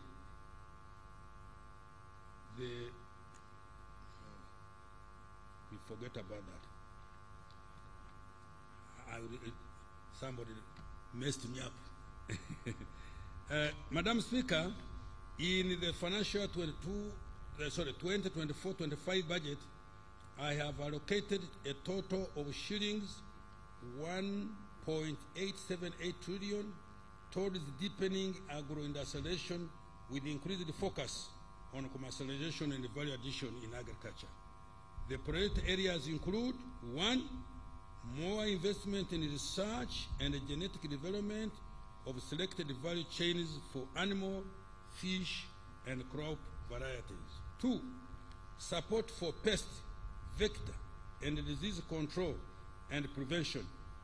In particular, I have provided an additional 427.21 billion to procure and distribute 44 million doses of vaccines against foot and mouth disease. After the current vaccination exercise, farmers will access the vaccines through government stores by meeting 100% cost of the vaccine, while the government will cover the cost of vaccine administration. Support to NARO to roll out the anti-tick vaccine, starting with 20 million doses. 4. De-risking agriculture through supporting increased production and productivity, as well as value addition for all priority value chains. 5. More support for agricultural mechanization. 6. Increased investment in small and large irrigation systems, particularly solar-powered irrigation. 7. Support for seed multiplication through the Uganda prisons to increase seed availability for PDM beneficiaries. And 8. Additional credit support to large-scale commercial farmers to ensure food security and increase exports. Now we turn to tourism development. Madam Speaker, Uganda has increasingly regained her global position among the top 10 best tourism destinations in the global tourism ranking. In the year 2023, international tourist arrivals increased by 56% to 1.2274 million tourists, compared to 885 arrivals in the year 2022, and the peak of 1.52 million in year 2019. The international tourism receipts reached US dollars 1.03 billion in calendar year 2023. Madam Speaker, tourism has a high return on investment. Madam Speaker, tourism has a high return on investment. In financial year 24-25, I have provided shillings 289.6 billion to the tourism development program to undertake the following. 1. Support international and domestic tourism marketing and promotion activities. 2. Modernize our tourism products to make them more competitive. These include completion of the pier and related infrastructure at the source of the Nile, upgrading the Uganda Museum, construction of 800 to 8,000 meters of climbing ladders and boardwalks on the Rwenzori Mountains to make hiking safer. 3. Continue with grading, supervision, and classification of tourism facilities to enhance the quality of services and ensure adherence to required global standards. 4. Complete the upgrade of Uganda Hotel and Tourism Training Institute infrastructure in an effort to make it an international center of excellence for training and skills development in tourism and hospitality. And 5, enhance the conservation of Uganda's 22 wildlife protected areas with a focus on mitigation of human-wildlife conflicts. Government is going to construct an additional 150 kilometers of electric fence and maintain the existing 106-kilometer fence, carry out boundary surveillance through more than 13,904 patrols, uproot invasive species, and construct 4 water dams in the protected areas. Madam Speaker, apart from the shillings 287.6 billion that I have directly provided to the tourism sector, an additional shillings 1.629 trillion has been provided for several critical interventions associated with tourism, including support to Uganda Life Authority, construction of tourism roads, road rehabilitation, and upgrade under Kampala Capital City Authority, support to AFCON 27, and the completion of key stadia, strengthening security, law and order in our tourism destinations, and extension of internet to tourism destinations, among others. In particular, I have provided an additional 55 billion Uganda shillings to Uganda's mission abroad to support Uganda Tourism Board to market Uganda to potential tourists, market our exports, and attract more investors. Science, technology, and innovation. Madam Speaker, government has earmarked science, technology, and innovation as a key catalyst for the qualitative leap to achieve tenfold growth of our economy. This financial year, building on investments made in recent years, the following are the key achievements contained. Kira Motors Corporation. Government has supported Kira Motors to construct and equip a magnificent 2,500 vehicles per year manufacturing plant in Jinja Industrial Park. This facility has capabilities for bus and truck body manufacture, vehicle painting, powertrain manufacture, electronic key systems, and trim integration and production quality inspection and testing. The complex has so far manufactured 39 buses, of which 27 are electric and 12 are low-emission diesel. The company has orders of more than 100 buses from Tanzania, South Africa, Eswatini, formerly Swaziland, and Nigeria. This demonstrates the huge market potential for the vehicles. Kira Motors Corporation currently directly employs 168 people in engineering, production, marketing, and sales, and finance and administration. This number will increase to 600 once the plant in Jinja is fully operational. Madam Speaker, next financial year, government is going to support Kira Motors with shilling 32.5 billion to complete the plant and access working capital. Presidential Initiative on Banana Industrial Development, PIBID.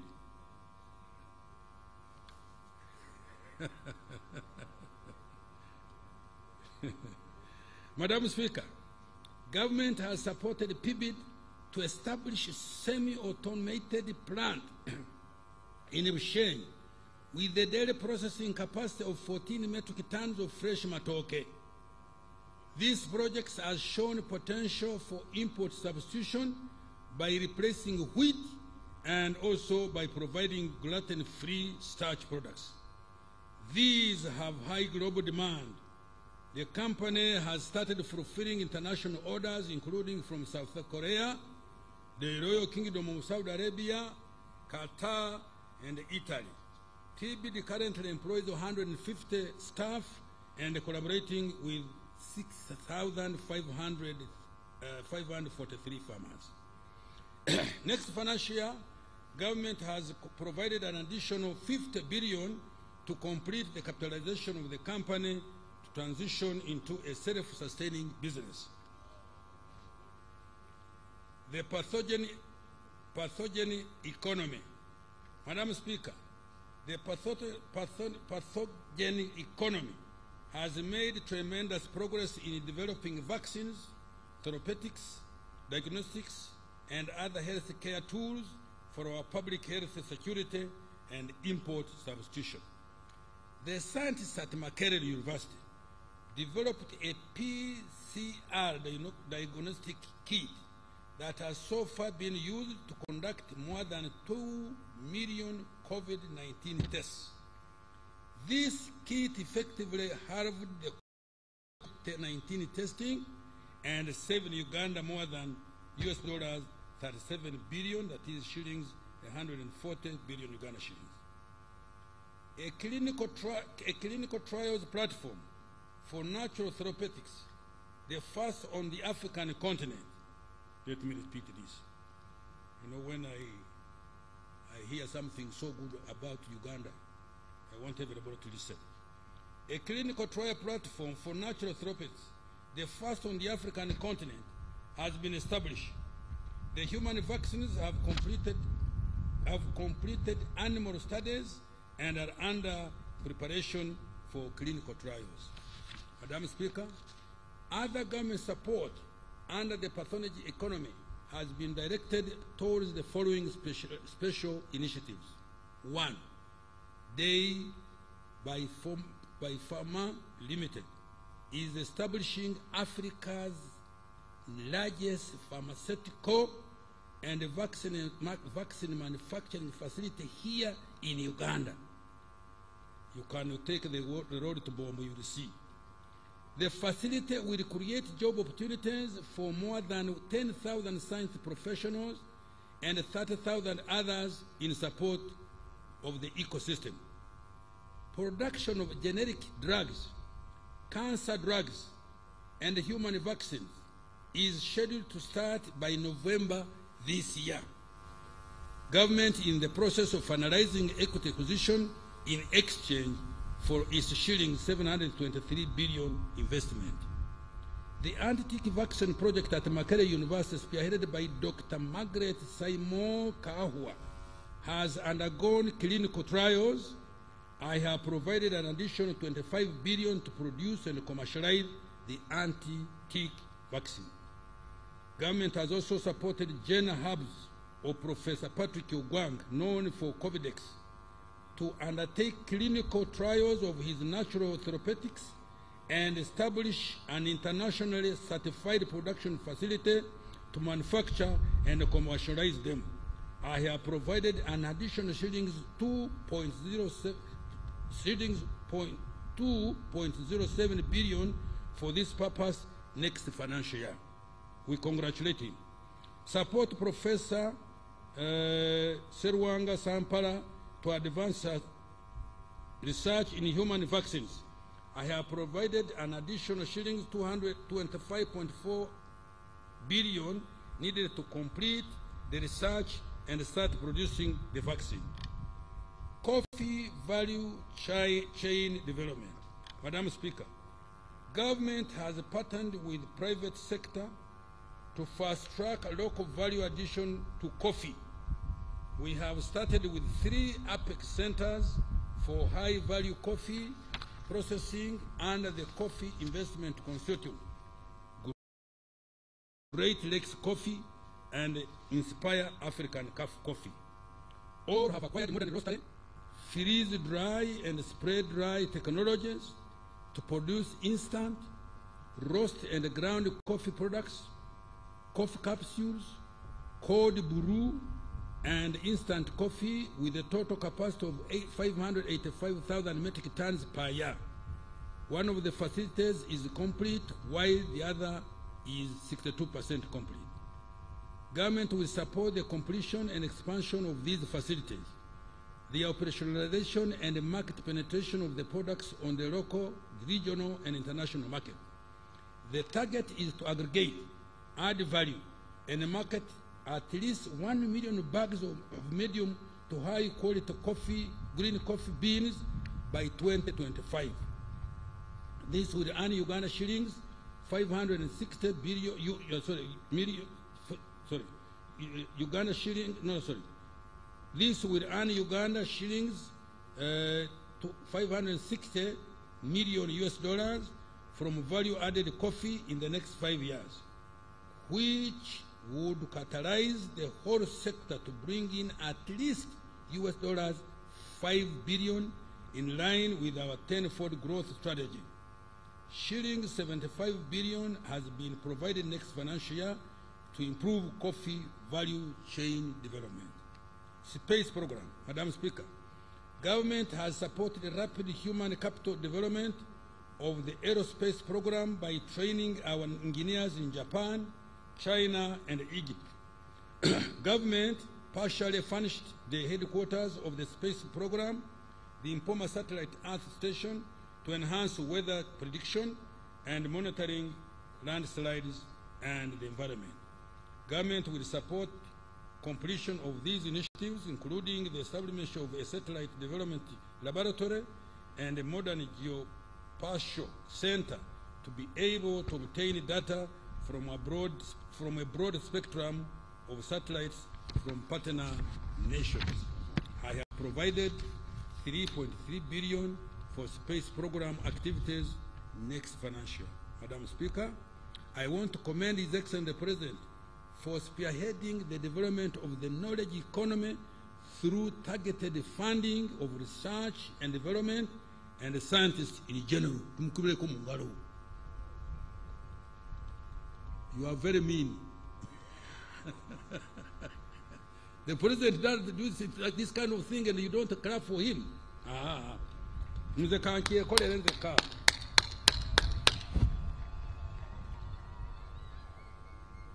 Madam, mineral development now. I'm moving to mineral development. Madam Speaker, mineral development is another growth accelerator that has been earmarked by government to expand Uganda's economy by 10-fold. It is going to support resource-based industrialization into light manufacturing and high-tech exports. During the financial year we are ending, the following have been achieved in the mineral sector. 1. The entire country has now been fully mapped using airborne and ground geophysical technologies. 2. The National Mining Company has been incorporated as a commercial vehicle for investment and trading in minerals on behalf of the government of Uganda. 3. Several key mineral development projects and mineral value addition centers have been developed, including Wagagai for gold mining in Busia, rare earth metals in Bugweri, a graphite project in Kitgum, limestone mining project by Sunbird Resource Limited in Moroto, and 7 gold refineries in Kampala, among others. Mrs. Woodcross Tin Smelting Company has established a tin smelter in western Uganda to produce tin ingots to 99.95% tin grade. Madam Speaker, next financial year, I have allocated 41.55 billion to undertake the following interventions for further mineral developments. Fast-tracking quantification and market studies for all minerals for the purpose of investor promotion. 2. Operationalizing the National Mining Company. 3.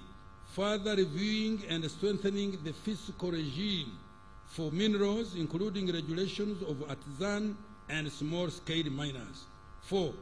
Developing the e-government mineral production system and data bank for mineral statistics. 5. Commencing construction of Busia and Moroto beneficiation centers and strengthening the Ntungamo and Fort Portal centers. 6. Facilitating private sector participation in exploration, mining, value addition to minerals, oil and gas now. Madam Speaker, Uganda is progressing steadily toward the first oil in financial 25-26. During the financial year we are ending, the following have been achieved. 1. The upstream petroleum project has advanced with drilling works in preparation for production. 2. The East African Crude Oil Pipeline, EACOP, project is on track with 500 kilometers of pipeline delivered in Tanzania. The target is to lay 100 kilometers per month. 3. The thermal insulation plant for heating the EACOP in Tabora, Tanzania was commissioned in March this year. 4. The Ministry of Energy and Mineral Development has issued 2 new exploration licenses to Uganda National Oil Company and DGR, an Estonian-based company. 5. The planned 60,000 barrels per day refinery in Kabale, Chikube district, is progressing very well. The land for the project sites and associated terminal has already been acquired by government. Technical designs for the project are ready. Government is working with Alpha MBM investments from the United Arab Emirates to build the refinery. 6. Government enforcement of the national content policy has ensured that up to 93% jobs in the oil and the gas sector go to Ugandans. A total of 13,670 jobs so far have been given. 7. In addition, the companies investing in the oil and the gas sector are contracting locally.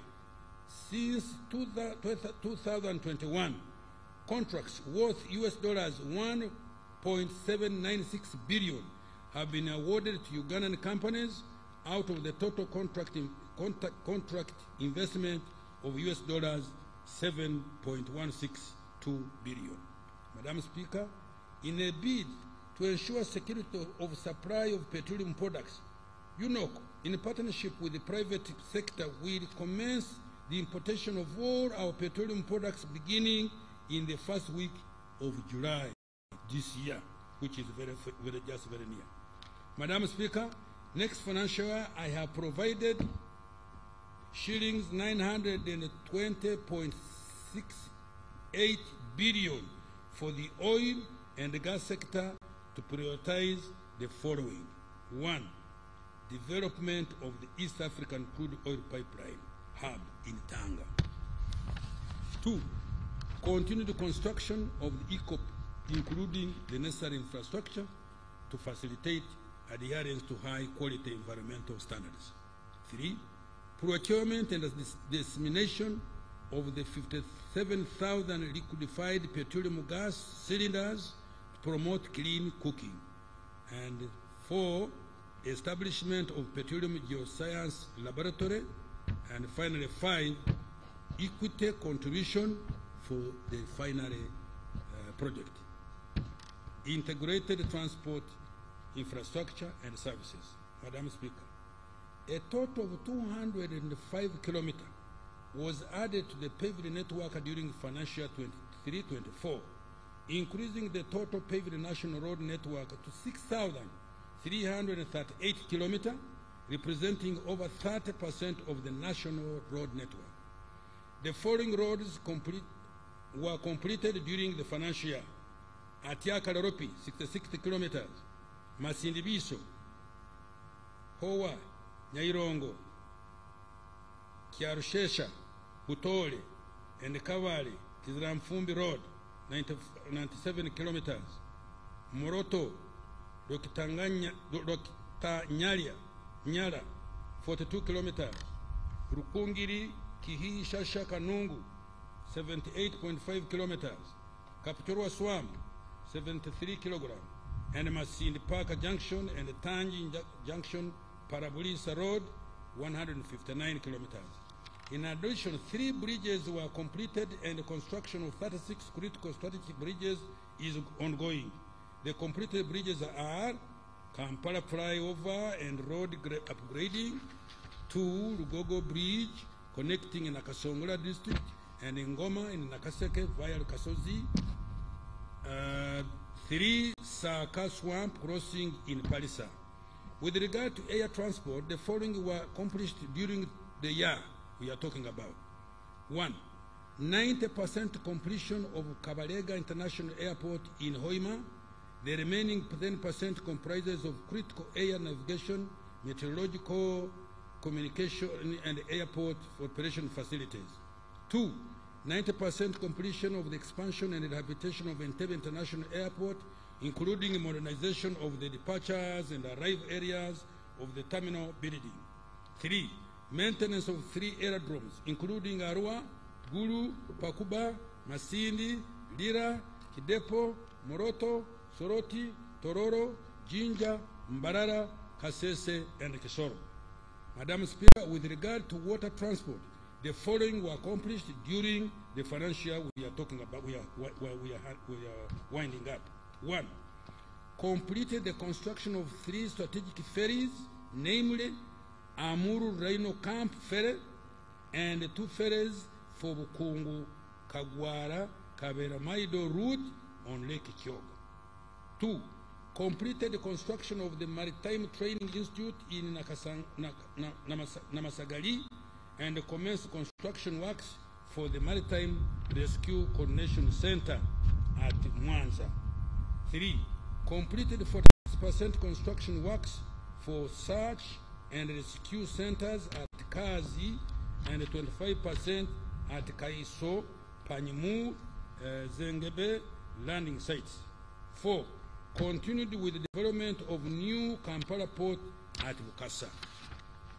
With regard to railway transport, the following were accomplished during this financial year. 1. Acquired a 161-kilometer corridor for the standard gauge railway between Tororo and Mayuge. 2. 28% completion of rehabilitation of Tororo Gulu meter gauge railway. 3. completed emergency refurbishment and rehabilitation of the Malaba, Kampala, Namamve meter gauge railway. Madam Speaker, during financial 24-25, more focus will be put on maintenance of roads we have built, building a few new strategic roads, accelerated rehabilitation of the meter gauge railway, and the commencement of construction of the standard gauge railway. I have provided a total of shillings 4.989 trillion for that purpose. In particular, the following transport infrastructure will be undertaken. Roads, tarmacking of an additional 360 kilometers of roads and ongoing projects. 2, completion of upgrading of 210 kilometers of the following roads. Muyembe na Kapiriprit, 92 kilometers, and 25 kilometers of service roads. Kira Matuga Road, an improvement of 5 injunctions, 21 kilometers. Tororo Busia Road, 26 kilometers. And Mayuge and Busia Town Roads, 18 kilometers. Kauku Werenga Road, 6.6 kilometers. And Namugonde Bugiri Road, 1.6 kilometers. Selected town roads, 5.6 kilometers in Palisa and Kumi. Selected town roads, 7.5 kilometers in Palisa and Kumi, 12.2. And remedial works on Untungamu, Kabale, Katuna Road, 65 kilometers. Commencing the upgrading and construction of 643 kilometers of following roads projects. Kisoro, let me repeat. Commencing the upgrading / construction of 643 kilometers of the following road projects. Kisoro, Lake Bunyonyi Road. Kisoro, Mugahinga National Park Headquarters. Koboko, Yumbe Moyo, Yumbe Ure Road, Kitugumu Depot, Namagumba Udadiri Narugugu Road, Katine Ocheru Road, and 2.1 kilometers of town roads in Kabera Maido and Karaki towns. Kienjojo, Kihura Wizi, Wamwanja, Kahumpe, and Empara Wiz, Iganga, Uropa, Kamuli, and Jinja, Mburamuti, Kamuli, Bukungu, and Jinja City Roads, Kisubi, Nakauka, Natete, Nakauka, Kasanje, Mpigi, Nakauka, Mauguru, Nanziga, Maya, Kasanje, Bwawaya. Upgrading to bitumen standards tarmac, 16.9 kilometers of roads in the Greater Kampala metropolitan area and the Gomba district. Completing the construction of 22 kilometers of Kayunga Nabuganyi Road. 6. Completing the construction of Kakiri Masulita Mawale Road. 7. Rehabilitation of over 10,000 kilometers of national and community access roads in various parts of the country. This will be in addition to routine maintenance under the Uganda Road Fund. 8. Commencing the construction works for Masaka, Kyotera, Mutukura Road, and rehabilitation of Nyendo, Vira Maria Road, and access roads. 9. Continuing with the ongoing construction of up 30 bridges and structures on the national roads, including Ara, Anzu, Gazi, Rhino Camp, Acha, Rhino Camp, Lugogo Swamp Crossing, Nabuhakia, Nambora, Namsimeri, Sahana, Kamesaru Bridges, Rubonji Bridge, Maziba, Kiruruma, Wembio, Kajweng Bridges, Kamirwa, Nyakambu, Kochi, Osu, Odrua, Dunga, Mahoma, Mpanga, Nabuswa, and Perepa bridges, among others. Development of water ferries. Madam Speaker, the construction of 2 Lake Bunyonyi ferries is currently underway and will be completed next financial year. Now, air transport. Madam Speaker, shillings 162 billion has been provided for completion and operationalization of Kabalega International Airport in Hoima, and plans are underway to acquire at least 2 mid-range aircraft and 2 cargo aircraft to facilitate exports in the medium term. Information and Communication Technology, ICT. Madam Speaker, during the financial year we are concluding, the following have been achieved in the ICT sector. 1.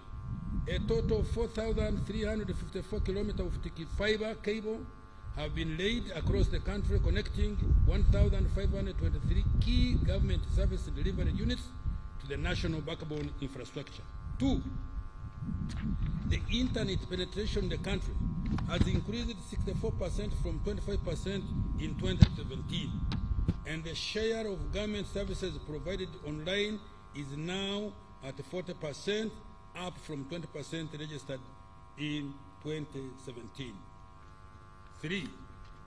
A PDM information system has been developed and rolled out in all the 10,505 parishes across the country. Madam Speaker, next financial year, I have provided shillings 246 billion to continue developing the ICT and digital transformation through the following interventions. 1. Further expansion of internet connectivity and digital infrastructure across the country. 2. Continuing the rollout of digital services across government to improve efficiency of service delivery and transparency and accountability.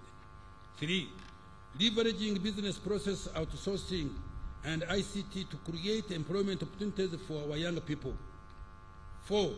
Digital skilling to increase adoption of the digital services. And 5. Cyber security, data protection, and privacy. Energy development. Madam Speaker, the country's power generation capacity has increased by 600 megawatt from 1,376 megawatt to 1,978.1 megawatt, following the connection of Karuma Hydropower Dam to the national grid. The electricity transmission capacity has now increased to 4,218 kilometers of high voltage from 3,500 kilometers in 2020. In the next financial year, I have provided shillings 982.56 billion to undertake the following. 1. Increase access to electricity through grid expansion and connectivity projects. 2. More investment in construction of transmission and distribution networks targeting load centers to promote value addition. 3. Improving the quality of power supply through systematic operation and maintenance of existing power infrastructure. 4. Increasing access to clean energy by supporting clean cooking technologies. 5. Development of 5 microgrid power plants using wind and solar hybrid in Karamoja. And 6. Preparatory activities for the 8,400 megawatt nuclear power plant in Uyende district.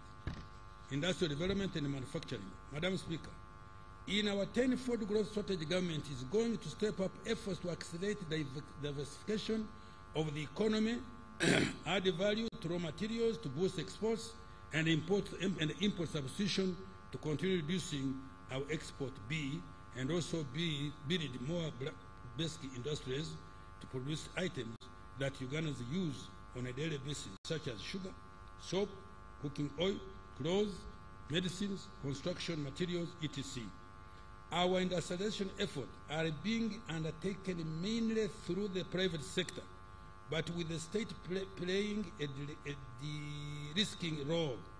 Government, through the Uganda Development Corporation, is undertaking targeted investment to increase Uganda's manufacturing capacity. During the financial year we are ending, the following investments have been undertaken by UDC to increase local manufacturing capacity. 1.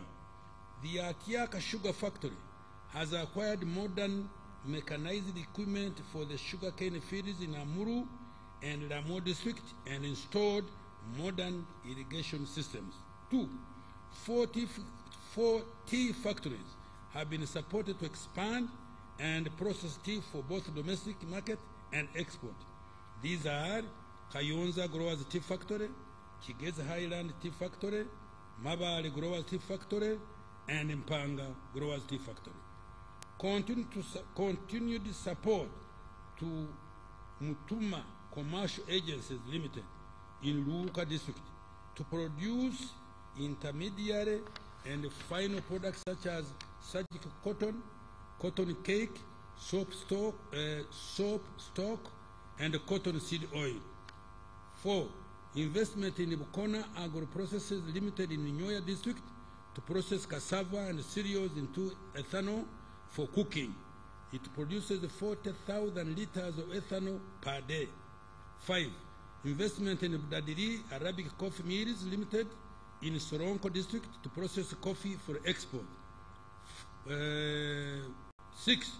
Additional investment in Sorot Fruit Factory Limited that is processing 6 metric tons of fruit, mangoes, and oranges per hour into fruit concentrates and juice. And 7.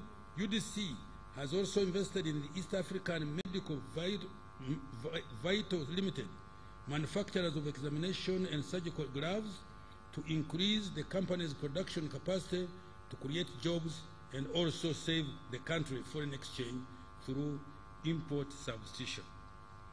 Madam Speaker, government is also continuing to develop industrial parks to provide investors with required infrastructure and utilities.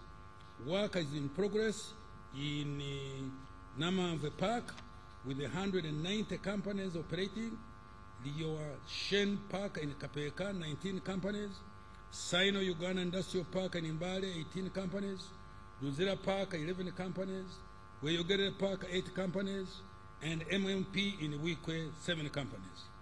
Other operational industrial parks include Jinja, Soroti, Kasese, Mbarara, Tiatanga Mukono Industrial Park.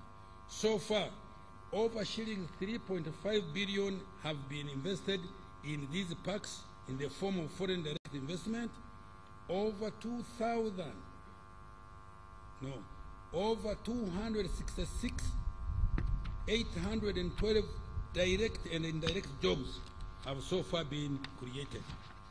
Security, good governance, and rule of law. Madam Speaker, peace and security, as well as the rule of law, are the foundation for all other things we aspire to achieve. It is the bedrock for socio-economic transformation, democracy, and all the human rights and freedoms we all cherish. Accordingly, we have done before, as we have done before, government will continue to prioritize peace, security, and the rule of law. Next financial year, I have provided a total of 9.566 trillion, of which 481.4 billion is for administration of justice to ensure that Uganda remains a peaceful and accountable country with law-abiding citizens. Some of the priorities in these programs include security of person and property. 1. Strengthening the capacity of security agencies to address emerging security threats and ensuring combat readiness of security agencies to protect life and property. 2. Enhancing military capacity through acquisition of various assets and strengthening the surveillance infrastructure. 3. Supporting joint military operations in the region. 4. building effective crime response system targeting sophisticated crimes such as terrorism, other transnational crimes, arms proliferation, illegal entry into our country, money laundering, cyber crime, espionage, smuggling of contraband, human trafficking, and others. 5. Supporting the civil authorities in combating threats as well as managing the refugees in line with our refugee policy. And 6. Improving the welfare of the military, police, prisoners, ESO, and ESO personnel through salary enhancement. Justice, law, and order. Strengthening justice, law, and order service delivery systems by A. Recruiting 10 more high court judges in commercial and land divisions to enhance adjudication of commercial and land cases to eliminate backlog. B. Recruiting 5 more justices of Court of Appeal in line with Judicature Amendment Act 2024. C. More investment in court automation to cover an additional 10 courts to enhance efficiency, reduce human contact, by extension reduce incidents of corruption. D. Promotion of alternative dispute resolution mechanism to complement the formal adjudication of cases. E. Starting construction of regional courts of appeal in Imbarara and Gulu, high courts in Hoima and Masindi, chief magistrate courts in Amorota, Buro, Rakai, and Katine, and magistrates grade 1 courts in Busembatia, Nyarushanje, Rubuguri, and Adwari. F. Promoting the use of scientific evidence in investigation and prosecution of cases, including construction of the National DNA Data Bank at the Government Analytical Laboratories at Wandegeya. G. Mass enrollment for and renewal of national IDs and automation of immigration and business registration services. H.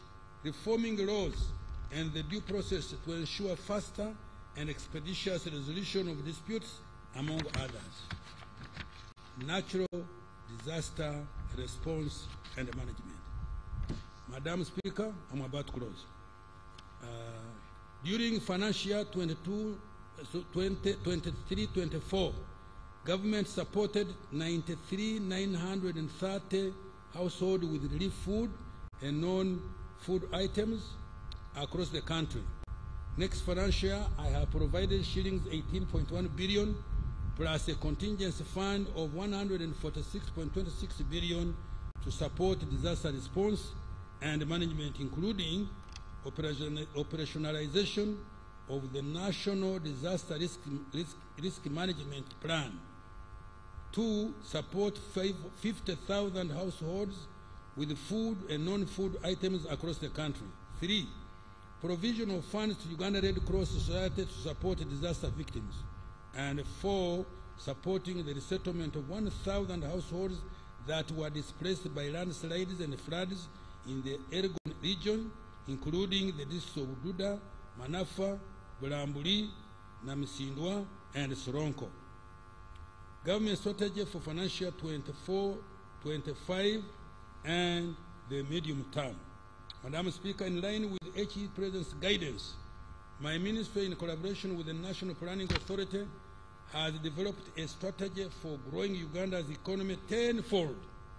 The target is to expand the size of the economy from about $50 billion last year to $500 billion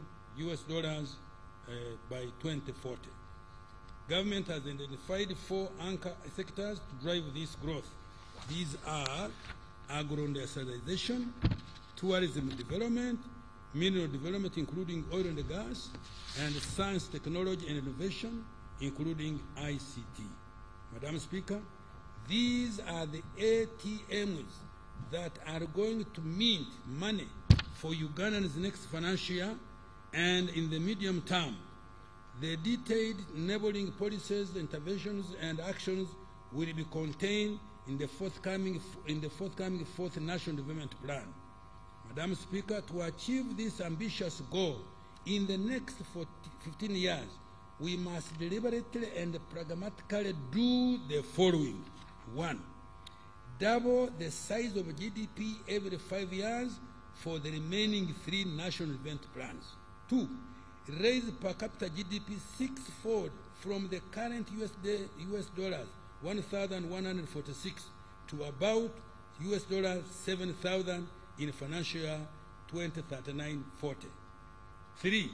Double the level of savings in the economy from 20% of GDP to 40% of GDP in 2040. 4.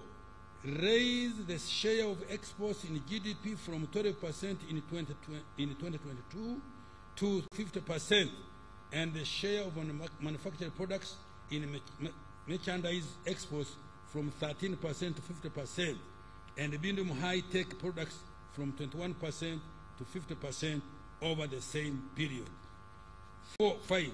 Increase the annual FDI inflows from US dollars 2.9 billion in 2022 and to US dollars 50 billion by 2040. 6. Accumulate the stock and the quality of human capital, skilled workers, physical capital, energy, railway, roads, air travel, and internet infrastructure, and natural capital, forests, swamps, rivers, and lakes. Madam Speaker, the success factors of this strategy are: 1. Enhancing the capacity for effective national defense institutions